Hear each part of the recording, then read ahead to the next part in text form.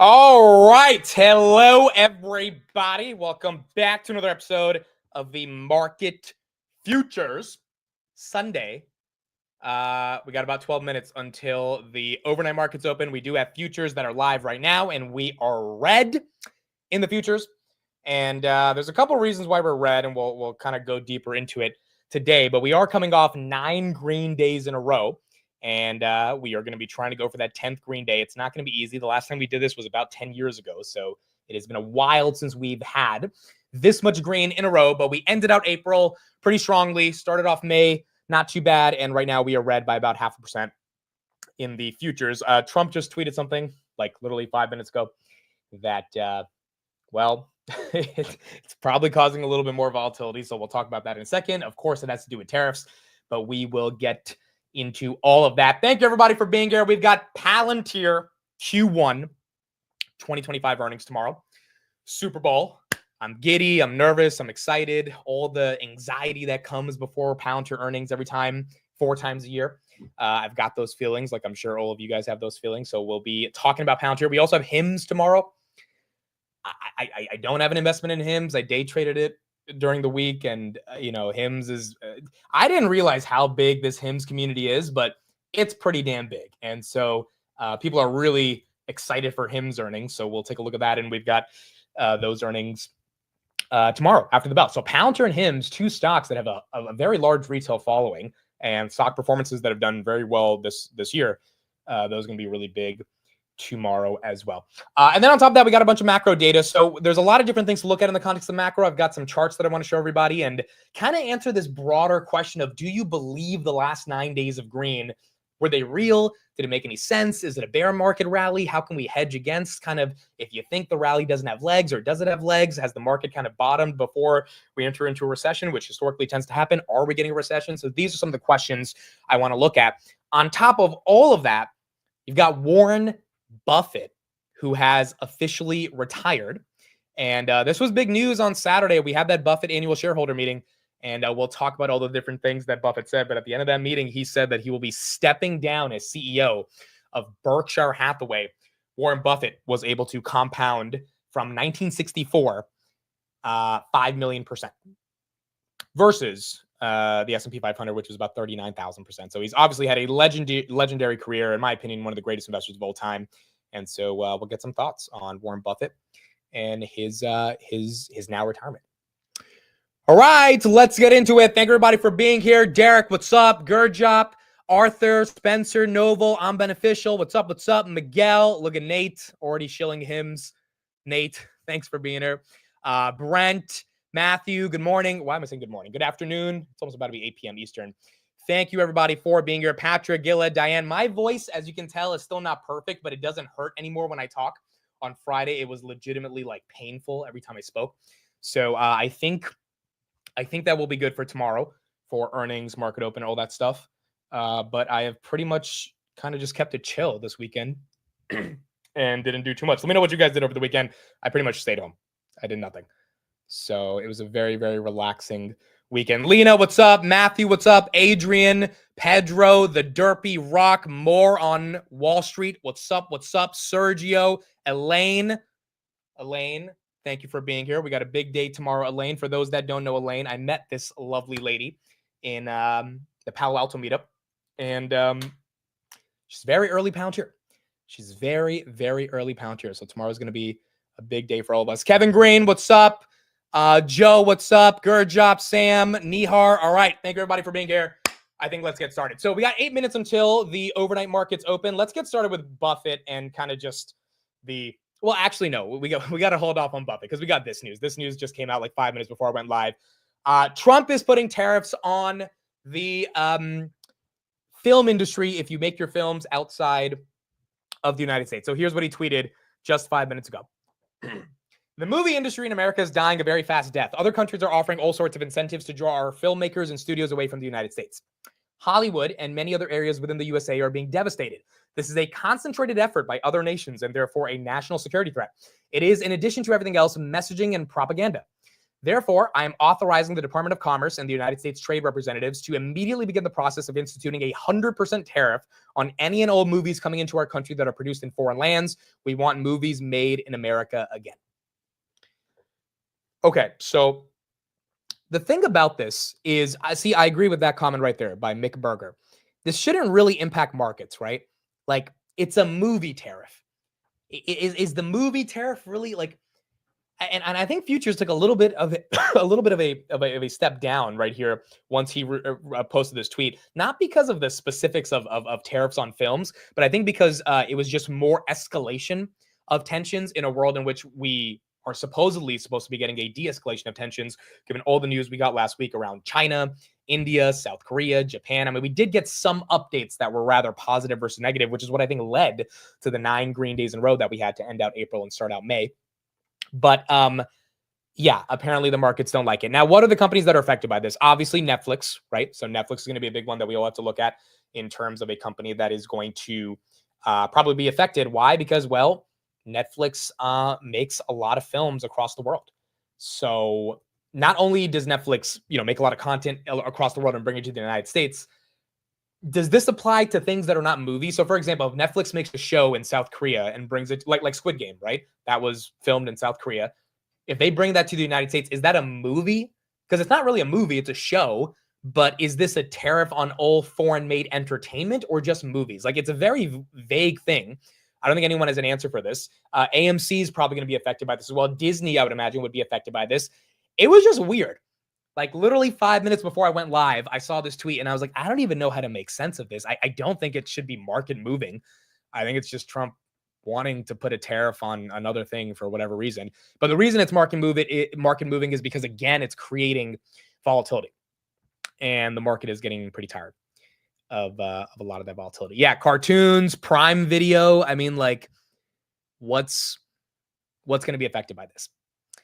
Christopher says, as a TV guy, he should know that certain movies need certain backdrops or cityscapes. Yeah, like, see, this doesn't make any sense. There are certain TV shows that need, a London as their background, and you have to go there and film it. So, like, I think it's so vague and it's just so random, which has been the majority of the tariff news, that I'm not even taking it seriously. But it is creating a bit of volatility right now. And that's what we are seeing. Pascal, thank you for becoming a channel member. Appreciate it, Pascal. Thank you for being here, and thank you for becoming a channel member. So yeah, I mean, that's the big news before we get into everything else we got going on. About 5 minutes until we get overnight markets, but tariffs on the movie industry. Buffett is retiring. Here's a clip of him over the weekend giving some props to Tim Cook of Apple. And then we'll talk more about the implications of him retiring and who is going to be succeeding Buffett as we get into the next generation of Berkshire Hathaway. The chance. I listened to him on Thursday afternoon. It's the only investment quarterly call that I listen to. But I listened to Tim Cook, and I understand. And it'll be tough for me to see him from up here. But Tim Cook, there he is.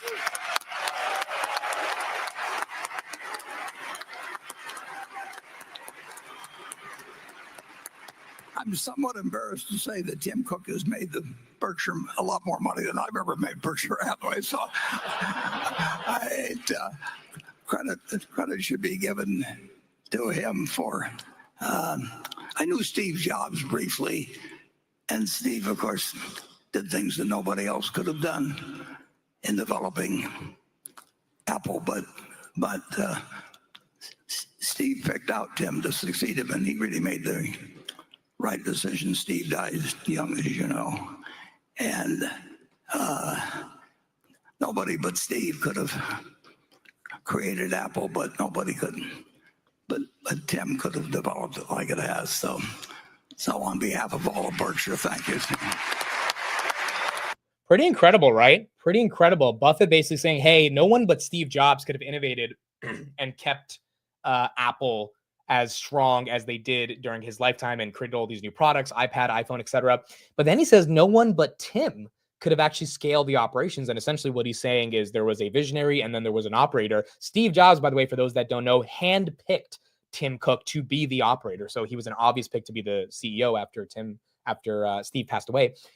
But it looks like Buffett is giving Tim Cook some props because they invested in 2016 and they did very well, and they really accelerated Berkshire's returns over the past decade. This is the stadium. As you can see right there, packed out, 20,000 people, standing ovation as Buffett announces his retirement. Apparently, Greg Abel, the person who's succeeding Buffett, didn't even know that Buffett was retiring. So it was news to him as well. And yeah, pretty incredible. The end of a legacy. 94 years old, 5.5 million% Buffett compounded from 1964. If you put $100,000 in to Berkshire Hathaway, you would have 550 million by the end of 1964. I mean, just by the end of 2025. Just an incredible legacy. Someone who I think we're not going to forget. And although, yes, didn't really embrace the whole technological revolution that we had, they did embrace Apple. And as a result of embracing Apple, they were able to outperform, which has been pretty damn incredible to see and really to just be in awe of his legacy right here. We got about a minute until the overnight markets open. We are going to be talking about Palantir, so we will definitely be talking about Palantir today. We're going to do a whole little preview. I mean, we had Palantir Weekly, so if you check that out, we went through a bunch of different topics, and so I'm going to recap some of that stuff. I'll go through my thoughts for tomorrow. We'll talk more about some of the macro stuff. We got a bunch of charts to look at. But we are entering into another trading week, and it looks like it will definitely be a volatile trading week if Trump has anything to do with it. And hopefully we can go for 10 days green. It's been a while since we've had 10 green days in a row. But it will be exciting to see if we can go for that final 10th day right here. All right, here we go. Overnight markets are now open. There you go. Netflix is down. No, Netflix is up. Is Netflix up? Hold on. Netflix, I think Netflix is, where's Hoodie? Hoodie is down. Is Netflix actually up? Hold on. That would be crazy. Netflix is down.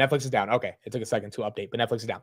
All right. Netflix is down. Tesla is down. Robinhood is down. TFC is down. Enphase is up a little bit. Amazon down 0.58. That's down about $1. Meta's down about 0.10. Nvidia is down $1. 0.76% right there on Nvidia. Pinterest is down a little bit. Microsoft is down a little bit, and Grab is flat. Pretty much everything is down according to the futures by about 0.5%. As you can see right here, Microsoft down $3, Meta's down $1, Google down a little bit, Nvidia down a little bit, Tesla down 1%, Amazon down 1%, and then Apple down 0.47. Apple was the only stock that wasn't green on Friday. Friday was a blistering green day, like an unbelievably green day. But Apple was not able to benefit. But this was what it looked like on Friday. Everything green except Apple. So market really did not love the earnings that Apple had on Friday. Whereas Palantir closed at 124.50 or something. Right now it's down about 28 cents right here. So just below 124, which is not too bad for Palantir. Again, we'll get deeper into what happens or what I think could happen with Palantir tomorrow. In terms of crypto, Bitcoin not doing the best, 94,321. That one also was a signal that futures were probably going to start taking a little bit of a hit right there. That's why MicroStrategy is getting hit by about, 3%? Yeah, MicroStrategy right there down about 2.8%. CleanSpark down 1.2%. Marathon down 1.9%. Coinbase down 1.43%. So Bitcoin right there down about 1.4%. Let's look at the semis. Semis are all red except On Semiconductor and Lam Research. ASML is down a little bit right here. ARM's down, TSM is down, Intel's down, SMCI is down, and then you got AMD that is down 0.5%. Where is HIMS? Is HIMS up? HIMS is up. Shout out to HIMS, dude. 2.89% green, 42.05 on HIMS. There right now. Nvidia's down. Yeah, a lot of stuff is down. FOMC week. Yep, we'll talk about J-Pal on Wednesday and how he's going to be as data dependent as he needs to be to not give us any cuts. But everything else is pretty much red. I mean, HIMS is green. What else is green right here? China, a little green, but it's relatively flat. Baba's up 1.5. That's not horrible. The financials are all flat as well. Nothing too crazy. Whereas SoFi's down about 1%. Crypto all down. Mag 7 all down, including Nvidia. About $1. Everything else, I mean, pretty much the same. Nothing too crazy right here. PayPal's green a little bit. TFC is green a little bit. SLG is green a little bit. And then Grab is flat. Everything else is red. Robinhood right here, 47.91. That's down about 1.4% as well. Again, here are the futures. We are down about 0.5%. across the board. I think there's a lot of things that could reverse this going into the pre-markets tomorrow, and we'll talk about all these different subjects, but Trump's tariff volatility, I guess, is what's creating a little bit of pain right now. Along with this, I forgot to mention this. So crude oil, that's down. It's down bad, down about 3.4%. So why is this happening? OPEC is planning to continue to pump oil and pump supply. You got oil right here at 55.98. Realistically, below 55 is when people start thinking there's things that can be recessionary. 55 to 65 is kind of that sweet spot. So if we head below 55 into that 52, 53 range, you're going to have some people getting a little bit concerned about that. But that one right now could also be a reason that's affecting the markets. Tesla right here is down 0.51%. So you got Tesla that's red. PayPal's up a little bit. Walmart and the retailers. We also have a bunch of earnings today that we'll look at, or tomorrow or throughout the week. Walmart is flat. Home Depot is flat as well. So you got the retailers that are not red. What about Delta? Delta was up freaking 5% on Friday. Yeah, Delta's up. The airlines, for some reason, are embracing a potential lack of recession. United was almost at $50 a month ago. Now it's at $74.45. So airlines have started to get a little bit of momentum. And then Robinhood again is slightly down. Check TMDX. Yeah, I mean, a lot of these stocks aren't really moving like crazy. You know, there's thin volume, overnight markets. Everything's basically following the futures. TMDX is up a little bit right here, but there's not any aggressive moves to the upside or to the downside. Tanner did sell his Tesla. He made a video. That was what we were teasing on the Robinhood earnings when he said he sold something, but he didn't want to announce it at that moment. Look, I watched his video. It was a good video. It was a good video. He does a very basic comparison around Tesla's numbers and NVIDIA numbers. And, you know, you got Tesla bulls that believe the numbers will inflect against a lot of the other companies. That's fine. You got Tanner that makes a pretty obvious argument for why, hey, if you believe in the AI revolution, you can go long both, but NVIDIA just is a cheaper bet. So I think it was relatively simple for the argument that he made. And I don't think it's a bad argument, but he was thinking about selling Tesla for a while, just in some of the private conversations we had. And then finally last week, he was like, you know what? It's time to do it. So, all right, cool. So that's what we had in the overnight markets. I want to get through a couple of headlines and then we will get into Palantir earnings or Palantir expectations for earnings. And then we will go from there. So let's do like 5 minutes of macro. Let's do a little bit of macro, and then we'll spend a good chunk of time on Palantir, and we'll keep going from there. Okay, cool. So macro. Here's the big question. I'm going to ask this question in the chat right here. But who thinks, and I think it's an important question right now because you're seeing a little bit of volatility right here. So it's definitely bringing everyone back to a bit of reality given how much euphoria we've been having, even though it's, you know, nothing and down 0.5%, but still seeing some red, a little bit of an opposite of what we've seen over the past 9 days. Who thinks the past 9 days of green was fake? AKA, are we in a bear market rally? I think there is arguments for it and arguments against it. My simple 4 points for being against a bear market rally and rather saying we've already bottomed, and this rally, even though it might not take us up to 6,000, definitely doesn't have to go back down to the lows of April, is that number one, we erased all the April lows.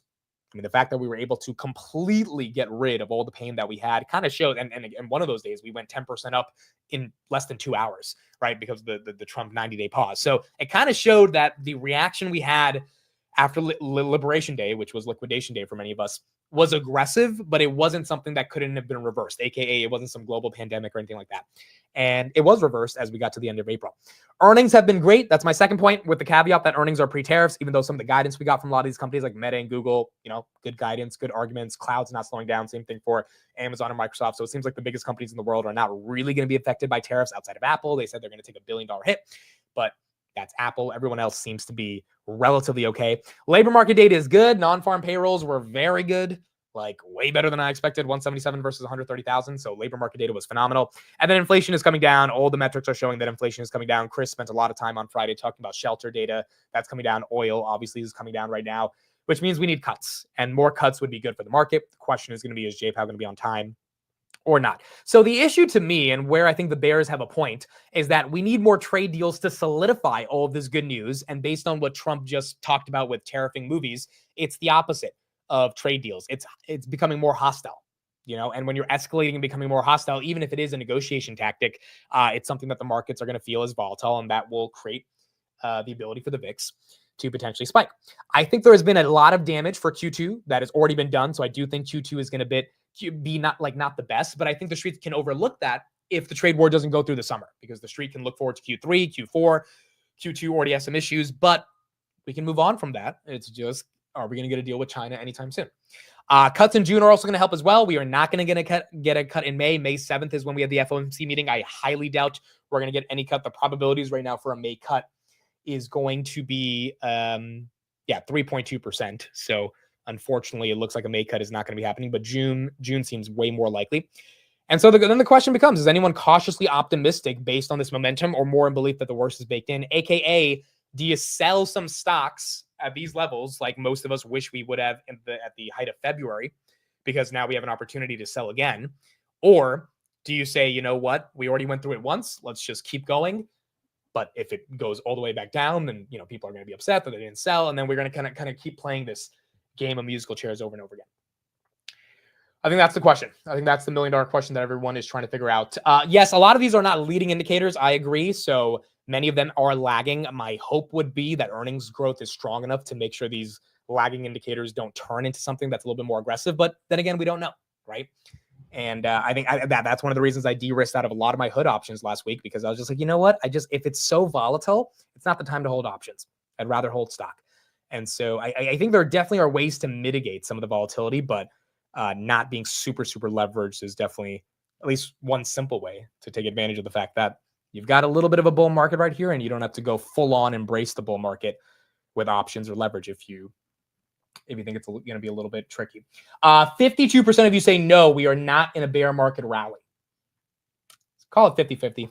Call it 50-50 on the chat. Some of you guys think we are. Some of you guys think we're not. Palantir right here. Wow. 124.46. Palantir going green.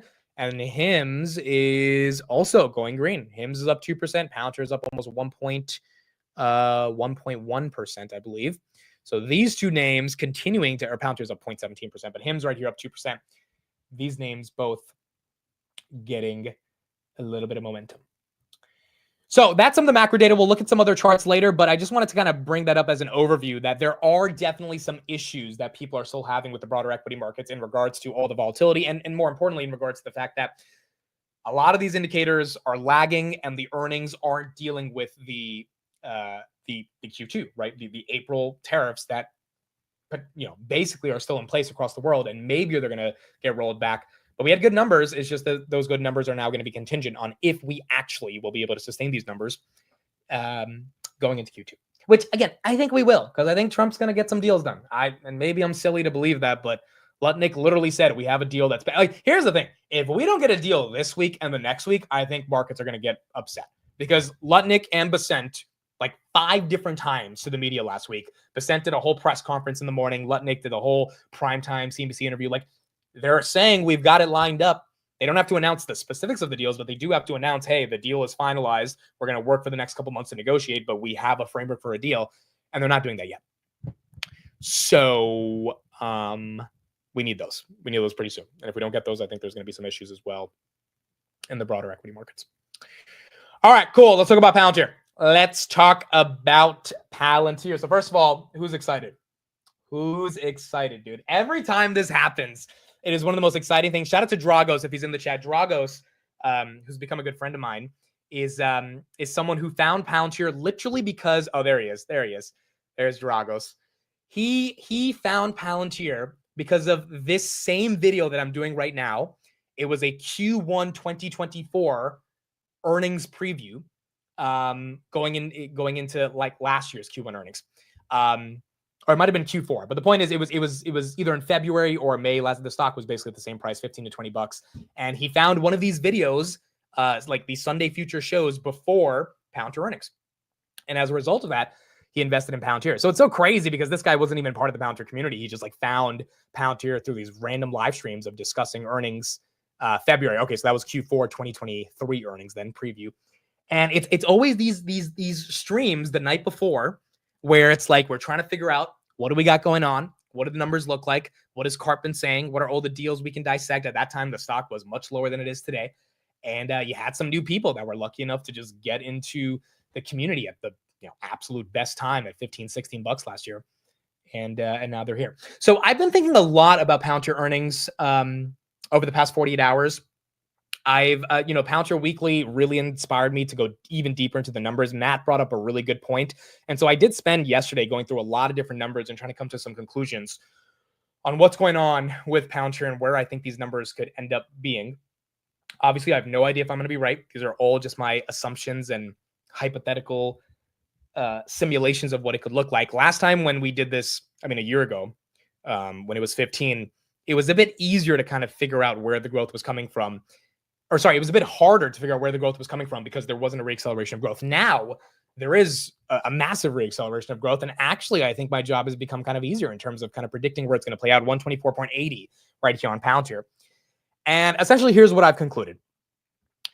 Okay, so Seeking Alpha, or the analyst estimates, let me just pull up Seeking Alpha right here, is saying that the analysts want $862 million of revenue. Okay, $862 million of revenue. All-time high is 125.41. So we're not at all-time highs yet. Maybe we'll get there today, maybe tomorrow. But we are basically at those levels in this 124 range. So 862. Last year we brought in at 634 at this time. So 862 minus 634 divided by 634. The analysts are expecting basically 36% growth. If Palantir, which Matt made a great point on Palantir Weekly, asked, hey, what if we just kept our revenue flat from Q4 to Q1? They would have 31% year-over-year growth, aka they put up the 828 million they put up in Q4. So if the analysts are expecting 36% year-over-year growth, and Palantir is, I think they were guiding for basically 32 or 33% growth, and they grew 14% quarter over quarter last quarter. If we assume they're going to grow, even 8 or 9% quarter over quarter this time, they're going to get to 890 million. And 890 million gets you a magical number that starts with a 4, 40%.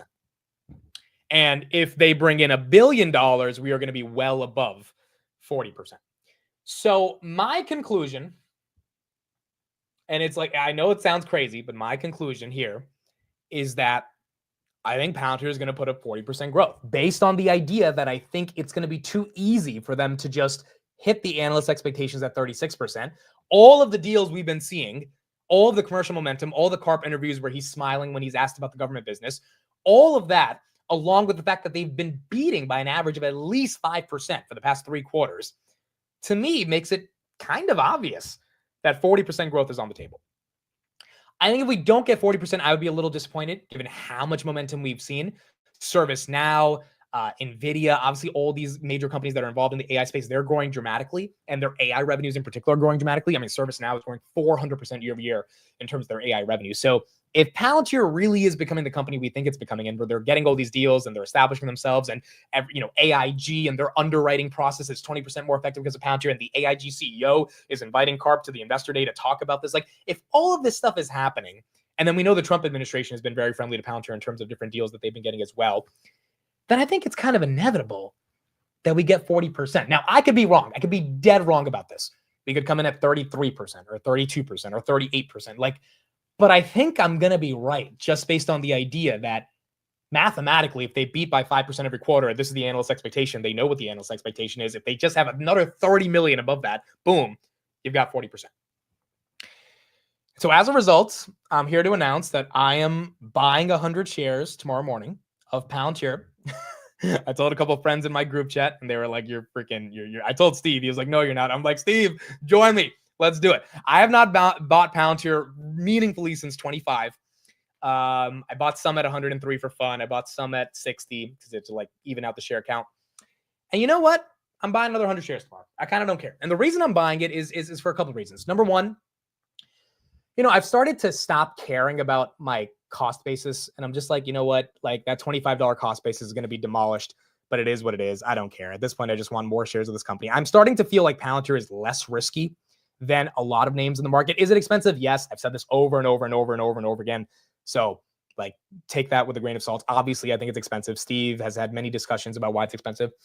But I also think a 40% top line level of growth for a pure play AI software company, the market's going to love it. And if the market doesn't love it, okay, whatever, right? Like I will not be bag holding these 100 shares given how many shares I have at my low average. So it is what it is, right? Like I kind of just don't care. And if I have to sell some calls against these shares to bring in some premium, if it falls 30% tomorrow and it goes back to 90, it is what it is, right? It's not that big of a deal.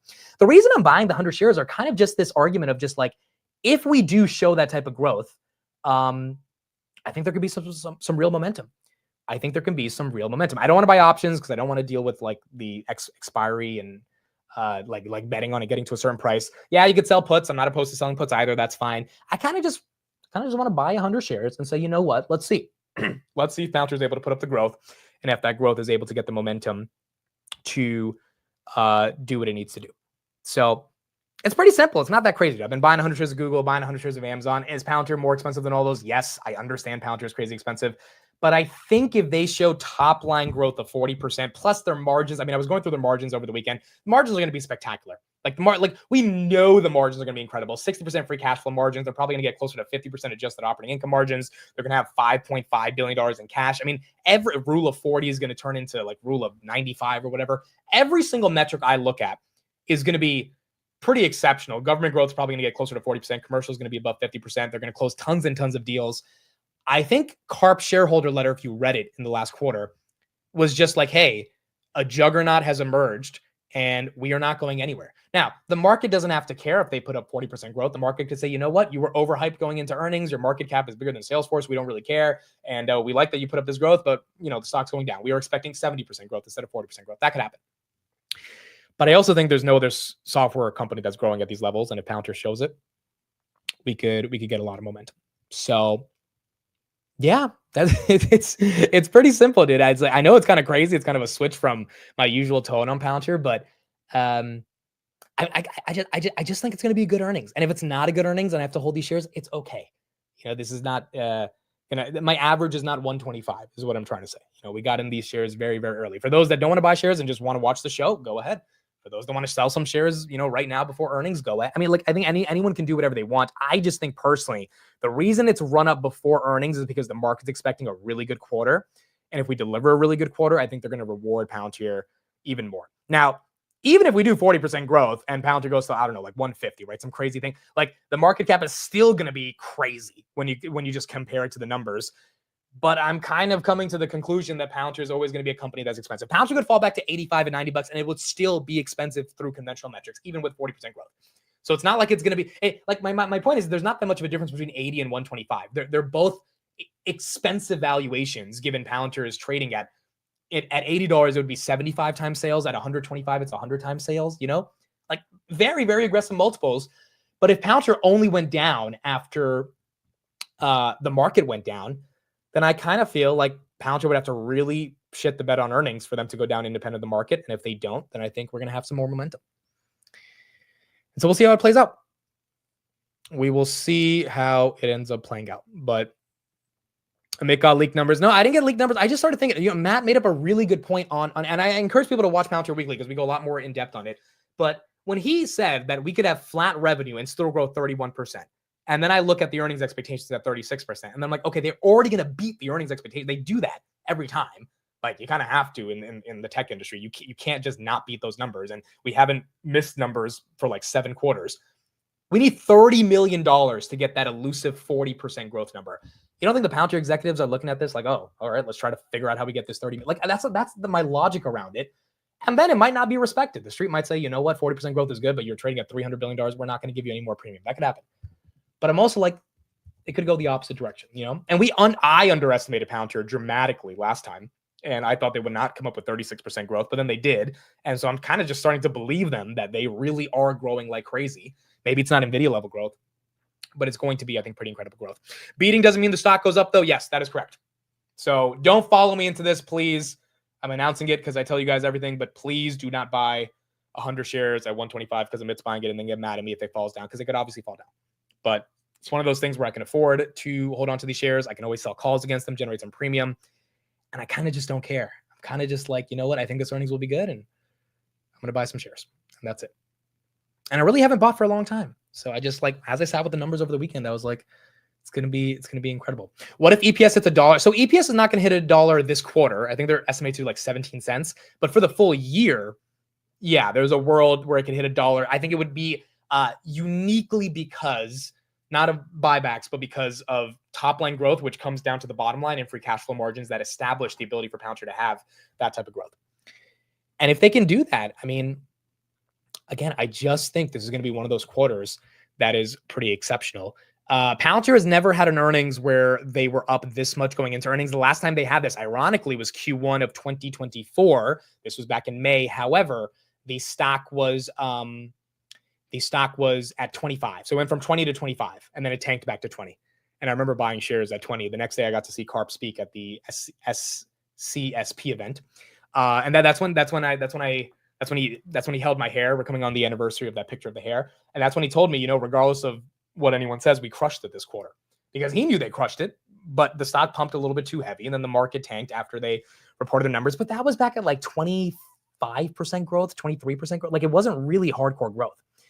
And so this time, I think when you put a 40% number in terms of growth, and Palantir probably knows that 40% number is very, very important. I mean, they knew the 30% number was important, which is why they fought to get there 2 quarters ago. I think they're going to try to do it again this time. This is what Karp said in Q1 last time. He said, our business results have continued to astound, demonstrating our deepening position at the center of the AI revolution. Our early insights surrounding the commoditization of large language models have evolved from theory to fact. And then he goes on in the letter right here, as you can see on the top line report, to say that they eviscerated estimates, right? And so, I don't know, bro. I just think with all this momentum, there's a shot. There is a shot that they can do very well. And you guys know it's real coming for me, because I have not bought in so long. And, you know, I've been very careful of the valuation for so long. But granted, I've been wrong for so long being so careful of the valuation, because the valuation, like, what's the downside? Like, if Palantir falls 30% tomorrow, it's going to go to $90, which is still up a lot from where most people bought it at. And $90, most valuation experts would say, is a ridiculous valuation given the nature of their growth. So I think there would have to be so much downside momentum, aka such horrible earnings, for this to fall 30% or for it to fall 20% or whatever. I just don't see that happening. I think this is going to be one of those quarters that's going to just show everybody, no, Palantir is the real deal and they're not slowing down. I mean, during AIPCon back in March, we got 15 deals, literally 15 deals back to back to back to back to back within the course of 48 hours. And all of those deals, massive, massive partnerships, different deals that obviously are probably driving more momentum. Just a question of, can they get to about $900 million in revenue? And then imagine, I don't want to get too excited, but imagine they get closer to $1 billion in revenue. Like, and if they pull up that number, it's going to be crazy. And I'm not expecting them to do that, but 890 to 900 million, I think it's possible.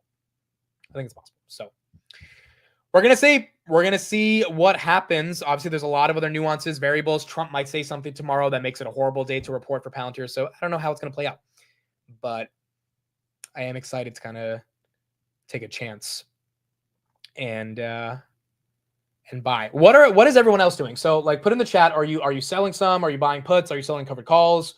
Are you buying some shares outright? Are you just kind of letting this ride out? The last few earnings, I've literally just sat back and did nothing. And this is the first time I'm saying, you know what? Let's give it a shot. So we're gonna see what happens, but I'm excited, dude. I think it's gonna be a good quarter. I really do think it's going to be a good quarter, and I'm starting to stop caring about my cost basis and just saying, you know what? I just want more shares in this company over the next decade. Like, I know they're going to be more important than what they are this decade, and they've got to keep up the growth over, you know, the next years to really continue commanding this type of premium from the market. But I think they will. Here's another reason I'm excited about tomorrow. Palantir's back to all-time highs, even though the S&P 500 is not. AKA, the last time Palantir was here was when the S&P 500 was basically at like 6,100. So the fact that the stock was able to get back all the way to where it is right now, or where it was in February, but the market hasn't, to me, is signaling that there's a lot more excitement about the company, their earnings, and their prospects, and there's a lot more liquidity that's getting ready to be engaged in following the company more, whether on the short side or the long side. The short percentage, by the way, at Palantir, HIM's short percentage is like 30%. Palantir's short percentage is 2%. Everyone is afraid of shorting this. Like, this is not one of those companies that could create a massive squeeze, because people already know the numbers could be so strong and the fundamentals are so good, even if the valuation's up there, that shorting it doesn't make a lot of sense. So again, I think for Palantir to drop all the way back to 65, where it was when the S&P was 4,800, It's a little unrealistic, in my opinion, if the broader market doesn't fall with it. Could it fall back to like 90, 80? Yeah. But like those lows in April, I think it's just hard to see it if the market doesn't fall with it. And last time Palantir fell to those lows, everything fell. So they would have to have a horrendous earnings for them to independently fall against the market. And I just don't see that happening. So those are my thoughts. Those are my thoughts on Palantir. Elaine said I bought some leaps on Hims. Dude, we got a lot of Palantir OGs that are getting into this Hims community. Look, I like that the numbers. Hims is cheap.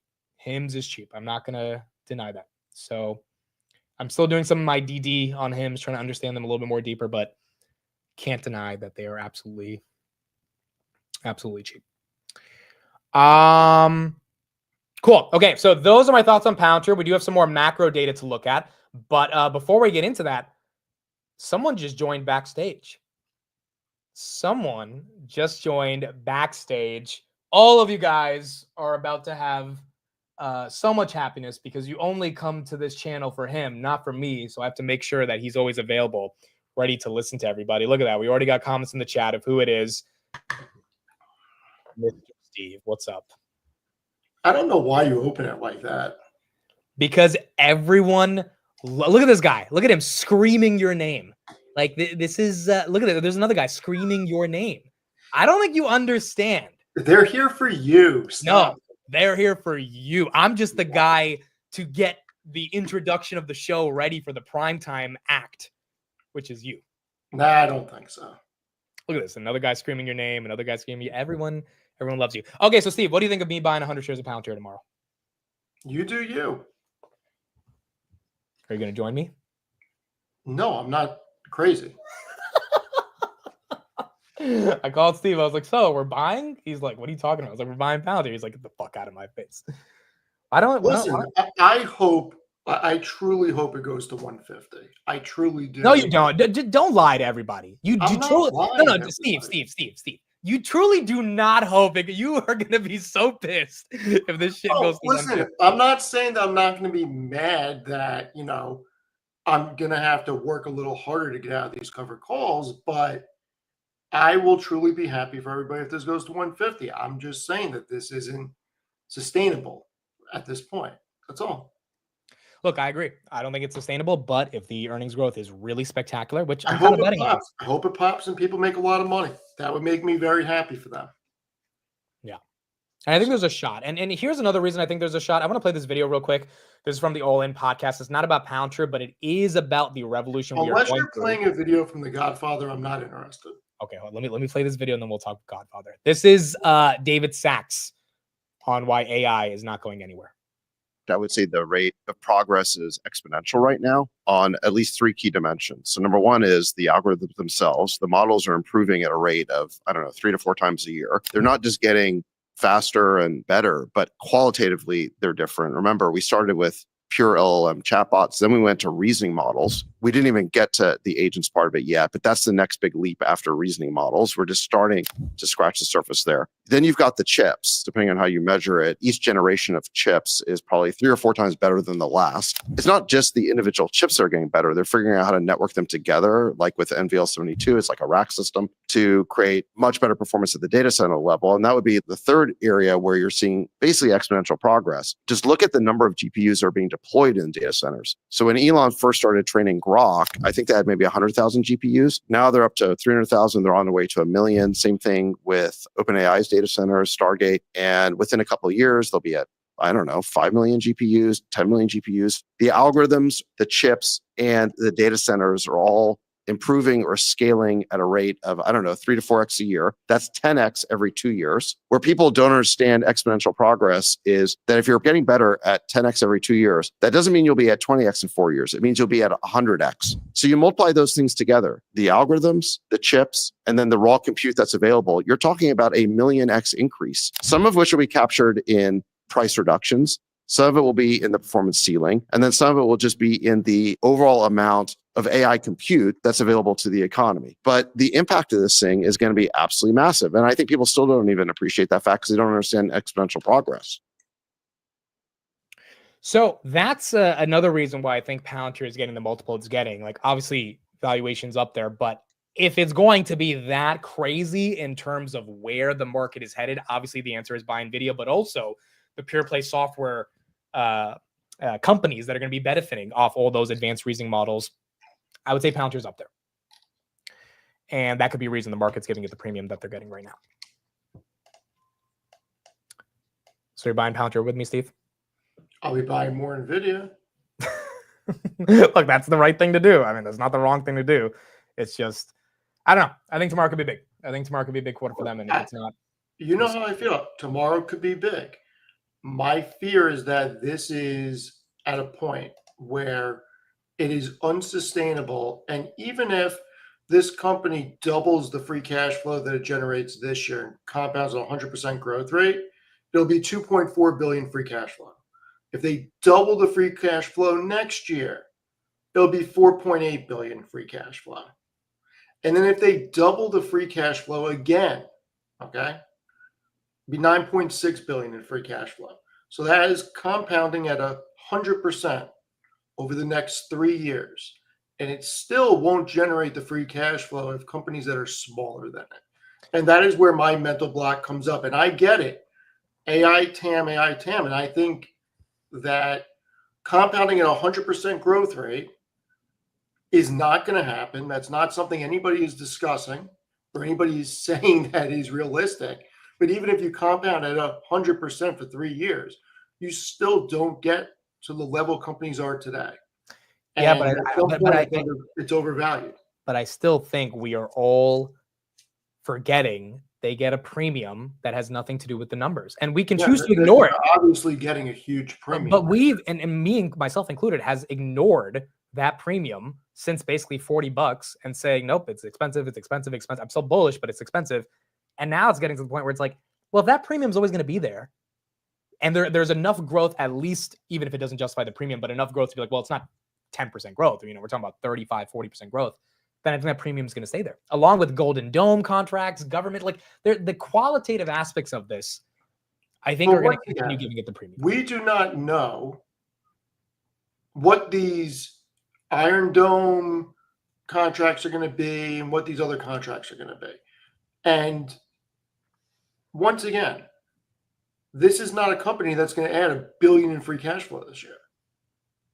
They're not, but when they get a Golden Dome type of contract, that matters, even if the numbers don't line up to exactly what you want. That's my point. I think, but that's been the story with Pound. If Palantir went to 60 right now, you would say, yeah, it's still probably a little expensive. But it's a premium that's warranted. Well, but okay, so if it was at 80, you would say it's a premium that's not warranted. You know what I'm saying? Like, too rich.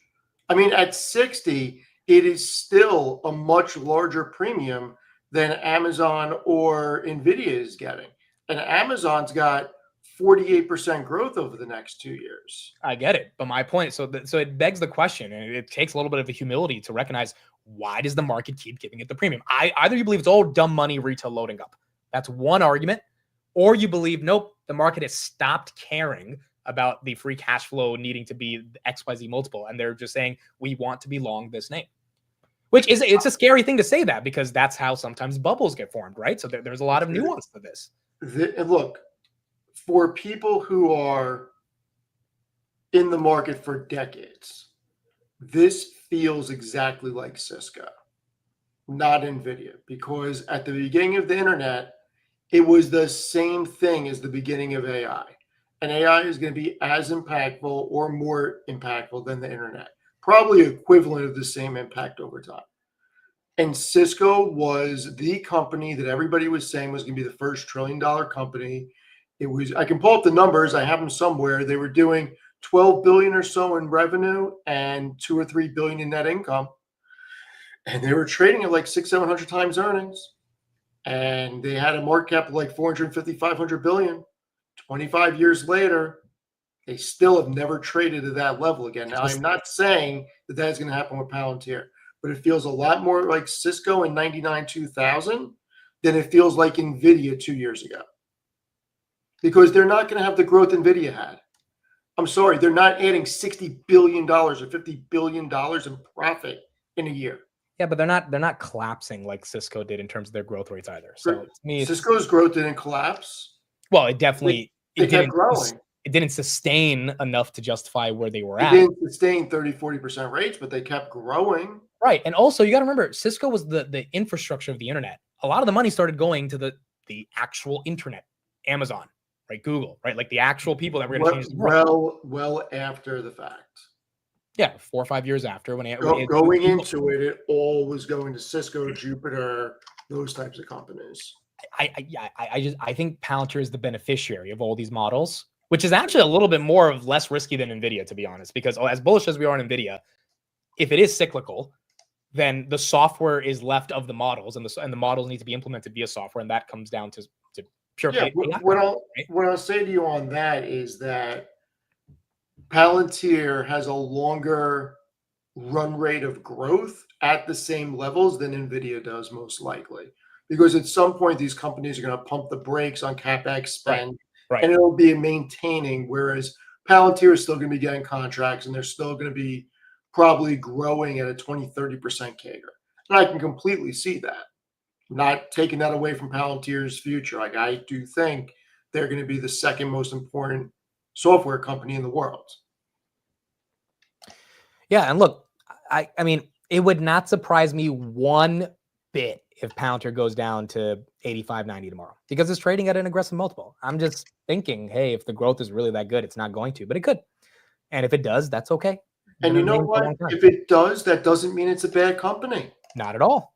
It's a great company. And like, my critique on Palantir is just business 101. It has nothing to do with the technology. It has nothing to do with the company. I think it's one of the greatest companies. It is just very hard to wrap my brain around.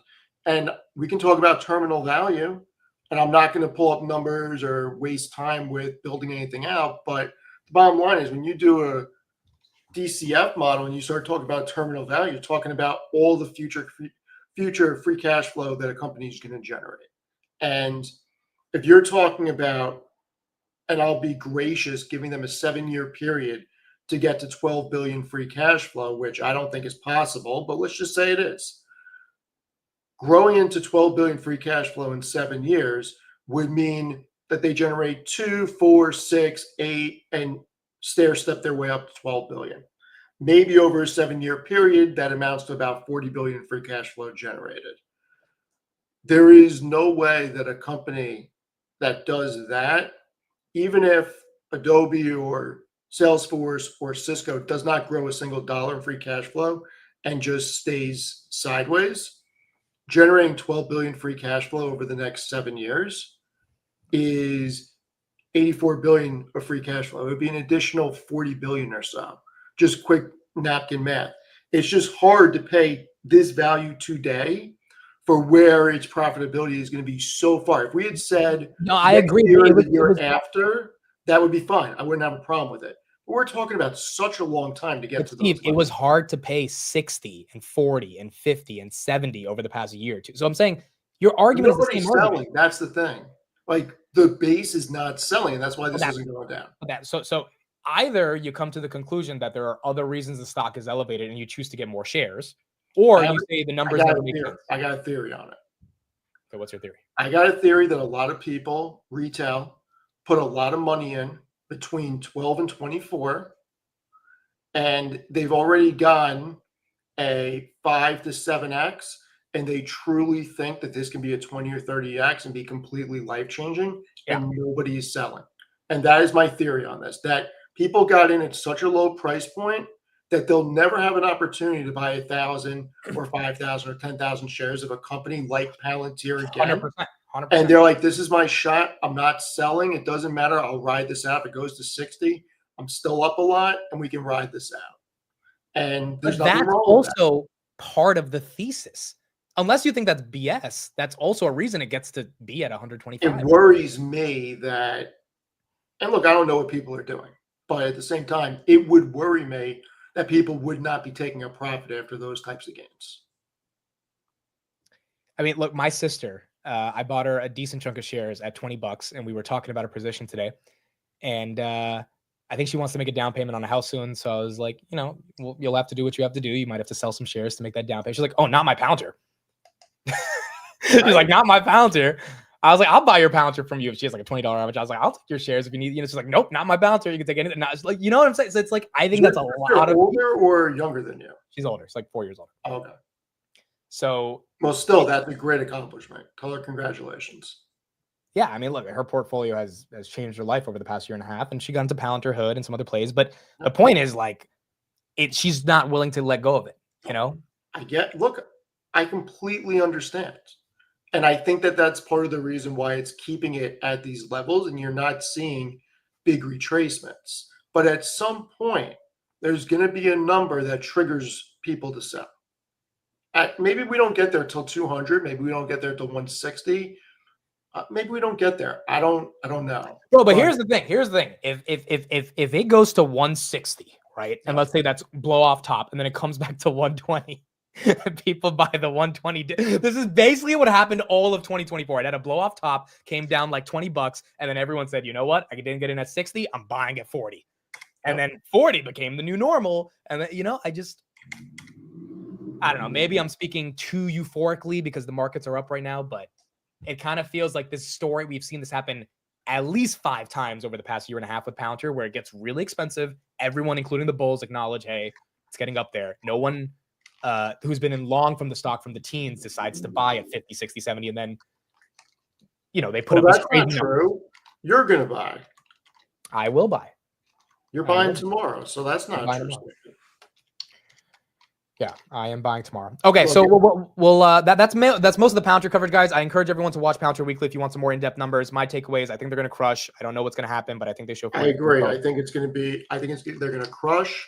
I think it's going to be a big quarter, and it all depends on what the growth rate is and what the guidance is. My prediction is if they can grow at 40%, and if they say they're going to maintain a 40% growth rate this year, it's going up. It's going up. It's going up, and I will sleep like a baby if it doesn't go up. Same here. So if you're gonna buy it before earnings, you have to make sure you really don't care if it goes down, because I really don't care. You have to not care. So, and keep in mind, you and me have very low. Like in one account, I was looking at it earlier, so I had to go and grab some information for an article, and in one of the accounts that we hold it in, our cost basis is 1075. Yeah, I mean, like I certainly did not buy enough. I will tell you that much. Looking back on this, did not buy enough. None of us knew. Like I bought it right at the right at the DPO. Okay, bought it right at the beginning. Nobody knew it was going to do this. AI was not a thing. Nobody knew it was going to do this. I knew it was going to do something. Did not think it was going to do this, and I love it. It's phenomenal, but I do think it's gotten ahead of itself. All right, we got a couple other topics that I want to get through. Steve, I got to ask you this question because these people are going insane about the fact that you couldn't even get through 10 minutes of The Godfather. It's disgusting. Okay, so first, let me resolve this first before we talk about. Or you want to go on a different topic? We'll save Godfather for last. No, well, I'll just say no, because it's a long discussion. Save it for last. Fine. All right, it's fine. Okay, so. Why are we not buying him? So shout out to Nate. This is one of my friends who posted a big thread. I just posted in the chat right here on HIMS. I just want to read these quick numbers to you, Steve.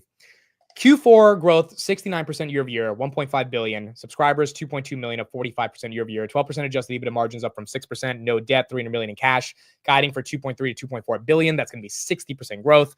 Targeting 25% adjusted EBITDA margins. And the biggest thing is that they're not even guiding for GLP growth as a part of their overall 2025 guidance. Stocks trading at a 4 times price of sales, $9 billion market cap. Andrew, the CEO, he's going on different podcasts with YouTubers. He's like really embracing retail. What are your thoughts, if you have any, on HIMS, the stock? Look, I don't like talking about companies I really don't know a lot about. Like Nubank, I can't talk to Tanner about Nubank because I really don't know a lot about it as much as he's told me to buy it and as much as he said good things about them, and I trust what he says. It's just not something that's interesting to me. It's like me trying to talk about something like that. I don't follow them. I don't like biotech.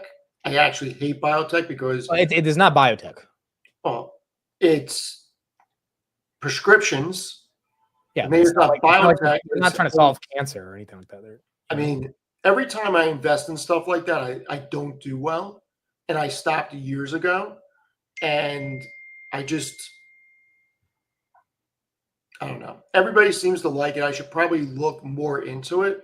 It's just hard for me to think about a company. Somebody's texting me. They must be watching as well. Would they be texting me right now? But I'm going to turn the ringer off. I should do more research on that. But it's hard because they started with. Was it the dairy dealer? Is that who texted you?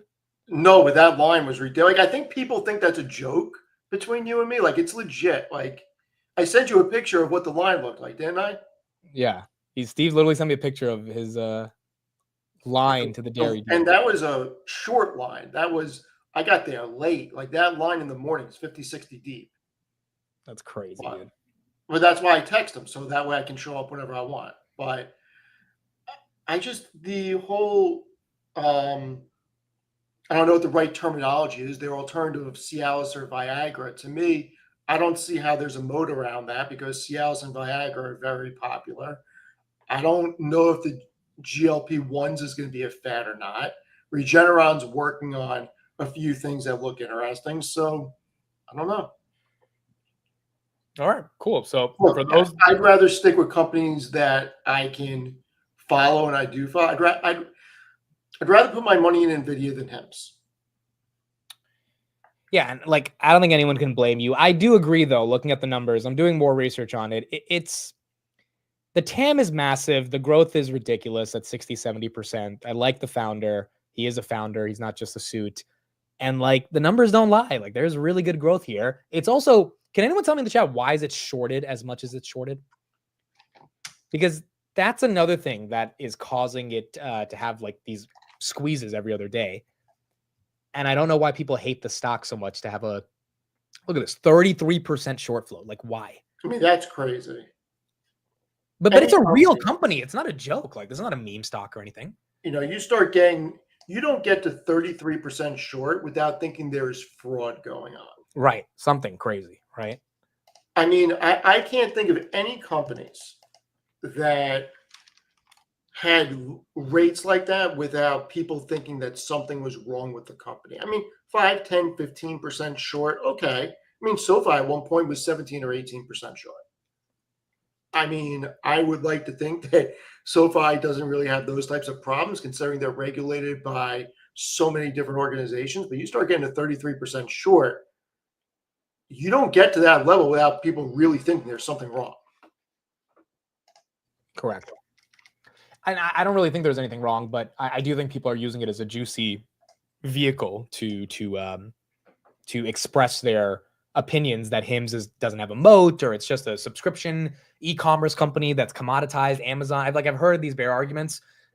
You know, when I hear a bear argument, I look to the growth of the company and say, is this growth going to be hindered? And they keep putting up the growth. So tomorrow's going to be a big day for them because if they can continue to keep putting up the growth, I think the stock probably runs on the squeeze and the shorts maybe decide not to double down because they're just too afraid of touching it. Yeah, it's not something that I am intelligent on.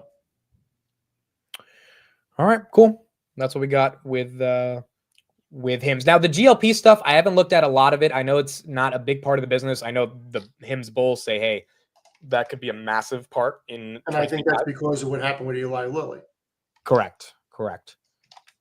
Yes, good institutional ownership. I mean, there's a lot of good bull cases to it. It's just. But once again, it comes down to if you're going to put new money to work, where are you going to put it? And if you put it in HIMS, that means that you're not putting it somewhere else. So I don't know. I think that there's certain companies like Amazon and NVIDIA that are and Meta that is so undervalued. I would rather buy those at this point. Yeah. No, I agree.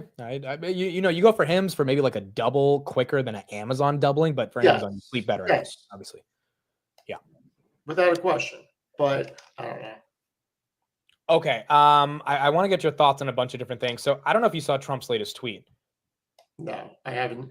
I don't follow this stuff the way you do. Okay. He is announcing 100% tariff on all movies that are produced outside of the United States. He's smart. Ooh, okay. Why? I mean, think about it. That means more capital going into economies in the US than overseas.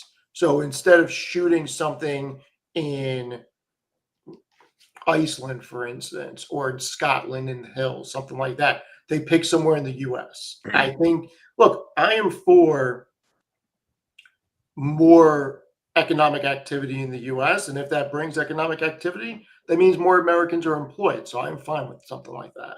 But that's me.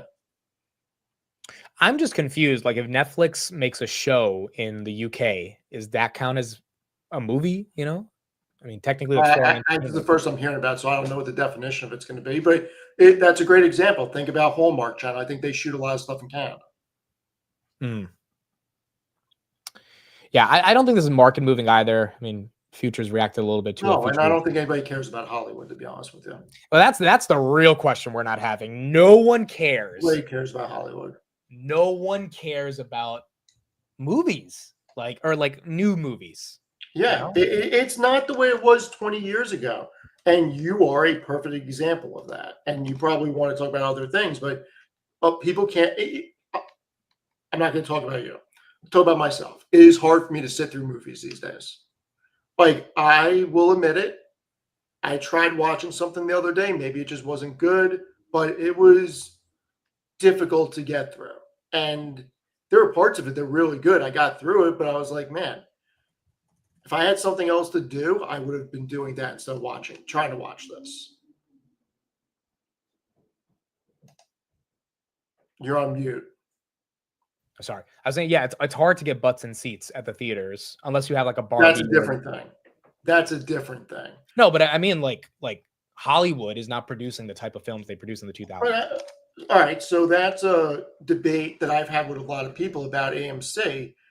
And I kept saying, look, the big difference between even 10 years ago and now is the technology in the home is so much better.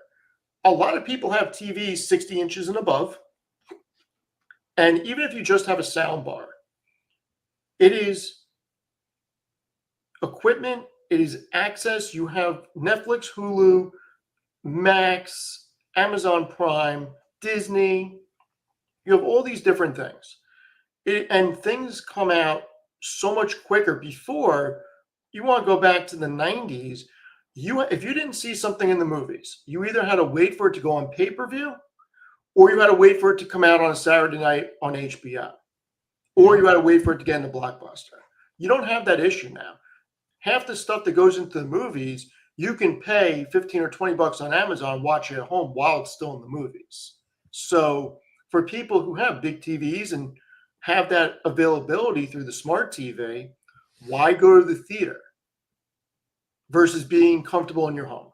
Yeah, and I also just think, there's also new forms of media, right? My YouTube channel, all these different independent I watch, random podcasters over movies. Like, there's so many different ways people get their content nowadays that the film industry is not really the most exciting industry. And AI is another potential headwind and tailwind. Well, AI will even it out, because while I do think that you're going to have AI content, I also think it's going to make the production better and cheaper. So it'll even itself out. But you're right. The amount of content out there is a problem for movies, because they're not just competing against other movie studios or TV. Like you just said, I watch All In and The Compound of Friends religiously. So that's taking away from time I could spend on Netflix. I agree. Okay, quick question on the Fed, and then I want to talk about Buffett. You think J-Powell cuts on Wednesday? No. Should he cut on Wednesday? He should have already been cutting.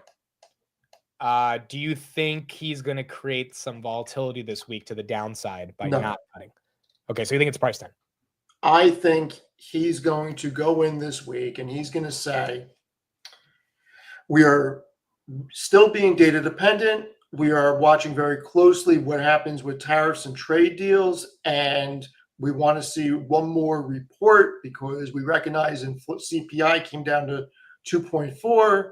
We recognize unemployment's at 4.2, and we want a little bit more data. We're not in a position where we have to cut right now, and we're keeping the options open, and we just want to see how things play out over the next 30 or 60 days.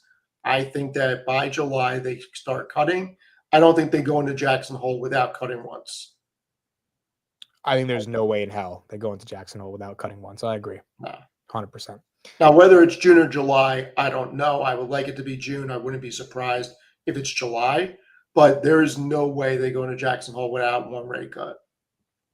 You got Palantir right here, 125.10 after hours. We'll keep an eye on Palantir. 125. It's been about 2 months since we got back, but we are back to 125. Okay, so the Fed's not going to cut. I think they're not going to cut either. I think if we get any level of trade deals this week, it's going to be exciting. We do have a quote from Trump right here. I think he was talking to some reporters recently, and like recently as in 30 minutes ago, and he said many trade deals should be announced this week. All right, so here's what he said. He said, we want a fair trade deal with China. It reiterates China ripping us off. Trump's asked if any trade deals are coming this week. He says could very well be. Trump says he's meeting with many countries this week. And then Trump says he did offer Mexico to send U.S. troops to help them take care of the cartels. So those are the new quotes by Trump today. Yeah, I think the Fed's going to still be data dependent, but I do think they are going to cut soon. They have to. Their back's against the wall now. Yeah, I would agree. Let me just pull up that this Trump clip right here, and then we can talk Buffett as well. All right, here's a couple minutes of this. They lose confidence in him. Why did I lose confidence? He's going to the United Nations. To me, I think it's personally, if I had a choice for myself of doing it, I'd rather have that job than the other. He didn't resign. He's going to say, there'll be some of that, very little. I don't see a lot of it. At some point in the next 2 weeks or 3 weeks, I'm going to be setting the deal. I'm going to say that such and such a country has had a tremendous trade surplus their way with us. They've taken advantage of us in various ways. And we fully understand what they were doing. We were being led by people that were not very smart. They were able to be taken advantage of, but I can't be taken advantage of. So at a certain point, I'll be just setting a certain tariff number. What's your PEPFAR, sir? Say it? On PEPFAR, AIDS treatment in Africa, there's a waiver in place. All right, so that's the main quote. The main quote is in the next 2 weeks, he'll be setting a deal. I mean, that could have made futures kind of turn a little. They're not green yet, but futures are a little bit better than they were when we started, maybe because they're reacting that a deal is coming soon. 125.25 on Palantir. 125.41 is the all-time high. I don't think we hit that after hours, guys, if I'm not wrong. I think we're close, but it's not there yet. Again, after hours, low volume. It's hard to really say that this is a new high. Really, we got to wait till the market opens, but still nice to see some of this momentum. 125.40. Okay, so we got right at those levels. Okay, so we'll keep an eye on that. Let's talk about Buffett. So, Steve, as an investing person who's been interested in, all the different parts of the investing culture for the past 2 decades, what is your take on Buffett finally retiring? The guy's 94 years old. I mean, nobody can be upset that he is stepping down. I mean, the guy's had an incredible run. I don't think that you'll see another run like this again. And he's handing it over to somebody who is, in my opinion, the best person to succeed. I mean, Greg Abel's been at the company for more than 2 decades. He served as vice chairman. He oversaw non-insurance operations. I mean, he's been a member of the board. Prior to joining, I mean, he was the head of a geothermal energy company based in Omaha. He merged that company with a utility company, and then that got acquired by Berkshire. He was instrumental in building out Berkshire Energy. And look, I think that he is going to be an incredible CEO for this company because he's very involved with all the different operating companies. I mean, he takes a very hands-on approach to it. And while he doesn't necessarily meddle, I mean, he is aligned with the culture, and I think that he's going to make acquisitions and deploy capital to help streamline all the operational businesses and make them more efficient. And you got to remember, this is the insurance company aspect is something that people overlook, because when you buy insurance, you're paying into something without them having to pay anything out until claims are made. They're getting this at negative interest. So think about this. Think about, you own a bank, people are depositing money to you, yet you don't have to pay them any interest. You're actually getting paid additional interest on it. It's negative interest, Right. because you're not paying them interest on their money. So companies and individuals are buying car insurance, corporate insurance through Geico, Berkshire Hathaway, Irwin Siegel, et cetera, et cetera. They're paying these huge premiums, and as long as the underwriters don't screw up, there's going to be a surplus all the time. And Berkshire is able to generate income on that, and it's a great business for them. They've been able to manage it well. Yeah, the California wildfires had an impact on it last quarter, but that's not every quarter, and that's not every year that something happens like that. So it's something that really can't be replicated. They are the largest insurer out there, and I think it's going to be a really strong decade for them. My suspicion is that he's going to start deploying capital when oil prices are low. Maybe they buy out Occidental, which a lot of people don't think they're going to do, but they already own such a big portion. With oil under 60 now, I think it would make sense for them to buy them. And that would be a relatively small purchase at this point. Is Buffett the greatest of all time? Yeah, it depends who you ask. I mean, it depends what the context is. What's the context? I don't think that anybody's going to build another Berkshire Hathaway. I don't think you can. I think that when he was right place, right time, very smart, and just was able to do things and hold things for 40 or 50 years at a time where those businesses scaled the way that tech companies are scaling now. And you're not going to see that again. And I don't think anybody's going to be able to build another Berkshire. So is he the greatest of all time building a conglomerate like that? Quite possibly. I think at this point you have to say yes and speculate on if somebody's going to be able to replicate it or not. Is he the greatest investor of all time? I think that that's a double-edged sword. Is he the best buyer of businesses? I would say yes, because look at the portfolio. Most people don't realize he owns Duracell. Of all things, he owns Duracell and Fruit of the Loom. Those are household names.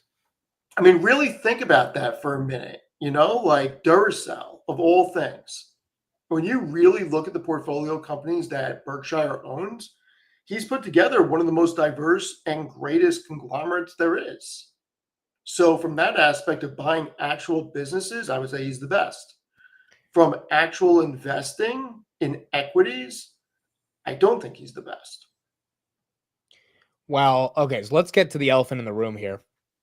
Yeah, it's amazing, isn't it? Why do they call it an elephant? Do you know why?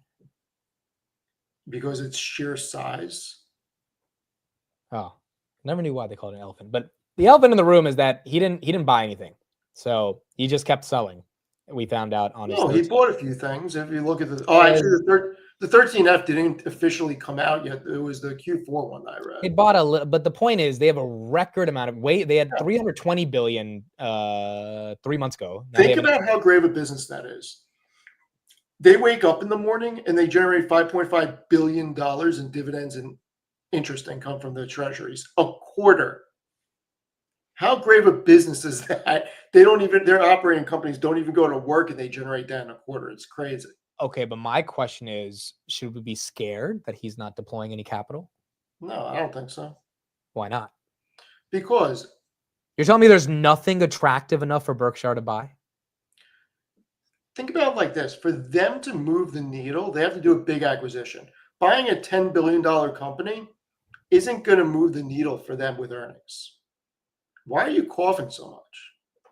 Dude, I lost my voice like on Wednesday. Sound fine. It's a little raspy. That's why. But I'll be good for tomorrow. You need to get Halls to sponsor you. Dude, I've had plenty of hauls. They should call me the hall monitor, given how many damn hauls I've been eating. That was good. I like that. I've been waiting to deploy that. It was in the back of my head for 2 days. That was good. I like that. There's the moment. Maybe you need to step up to Ricola. What? Oh, Ricola. Yeah. But, I don't know. I mean, for them, a company that is generating that type of revenue and that type of earnings, just buying a $10 billion company doesn't move the needle for them. Yeah, but they need to could do a big buy acquisition. a lot of Google, right? Like Yes, they could allocate more to equities, but they've never really been a technology investor. So you're telling me there's no stock outside of tech stocks that are undervalued that could get Berkshire, like a PayPal or something, right? I think PayPal would be considered a tech company at some point. PayPal's a tech company?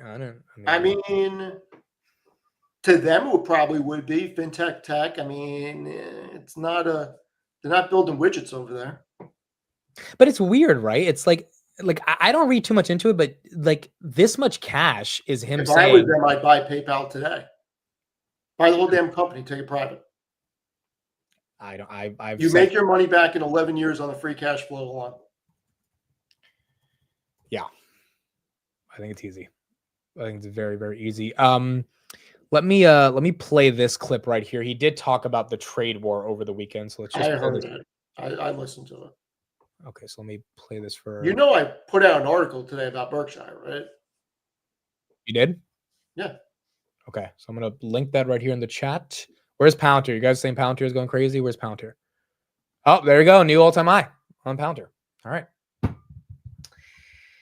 Well, 125.42. There you go. I'm not ringing the bell. I'm not doing it. Not on earnings day. You guys have made me too cautious. No, because last time I rang the bell, it fell. And so now if I ring the bell, everyone's gonna get mad. Not on earnings day, he says. We're not ringing the damn bell. Not today.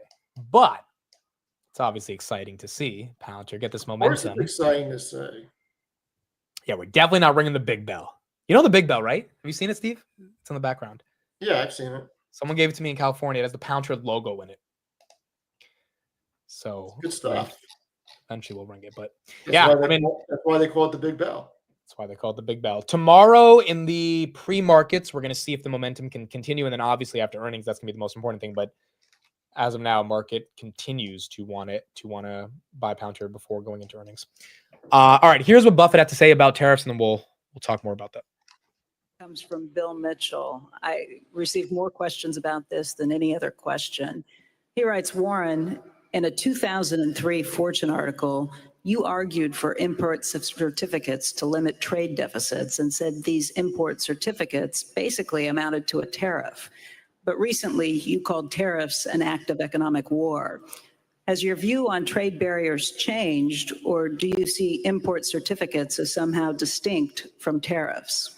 Yeah, the import certificates were distinct, but their goal was to balance imports against exports, and so that the trade deficit would not grow in an enormous way. In fact, it would have, and it had various other provisions in it to help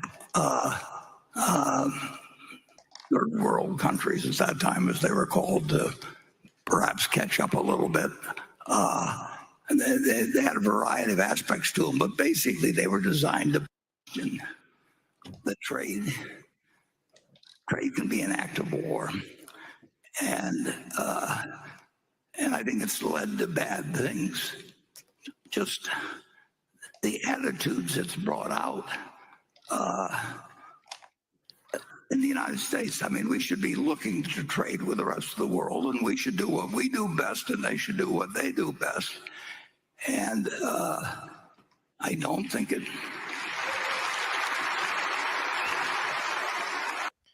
All right. So Buffett's saying trade war is stupid. Palantir keeps running. But Steve, you agree with him? How are you thinking of this? Wow. 125.85. There you go. It depends on the lens that you look at it through.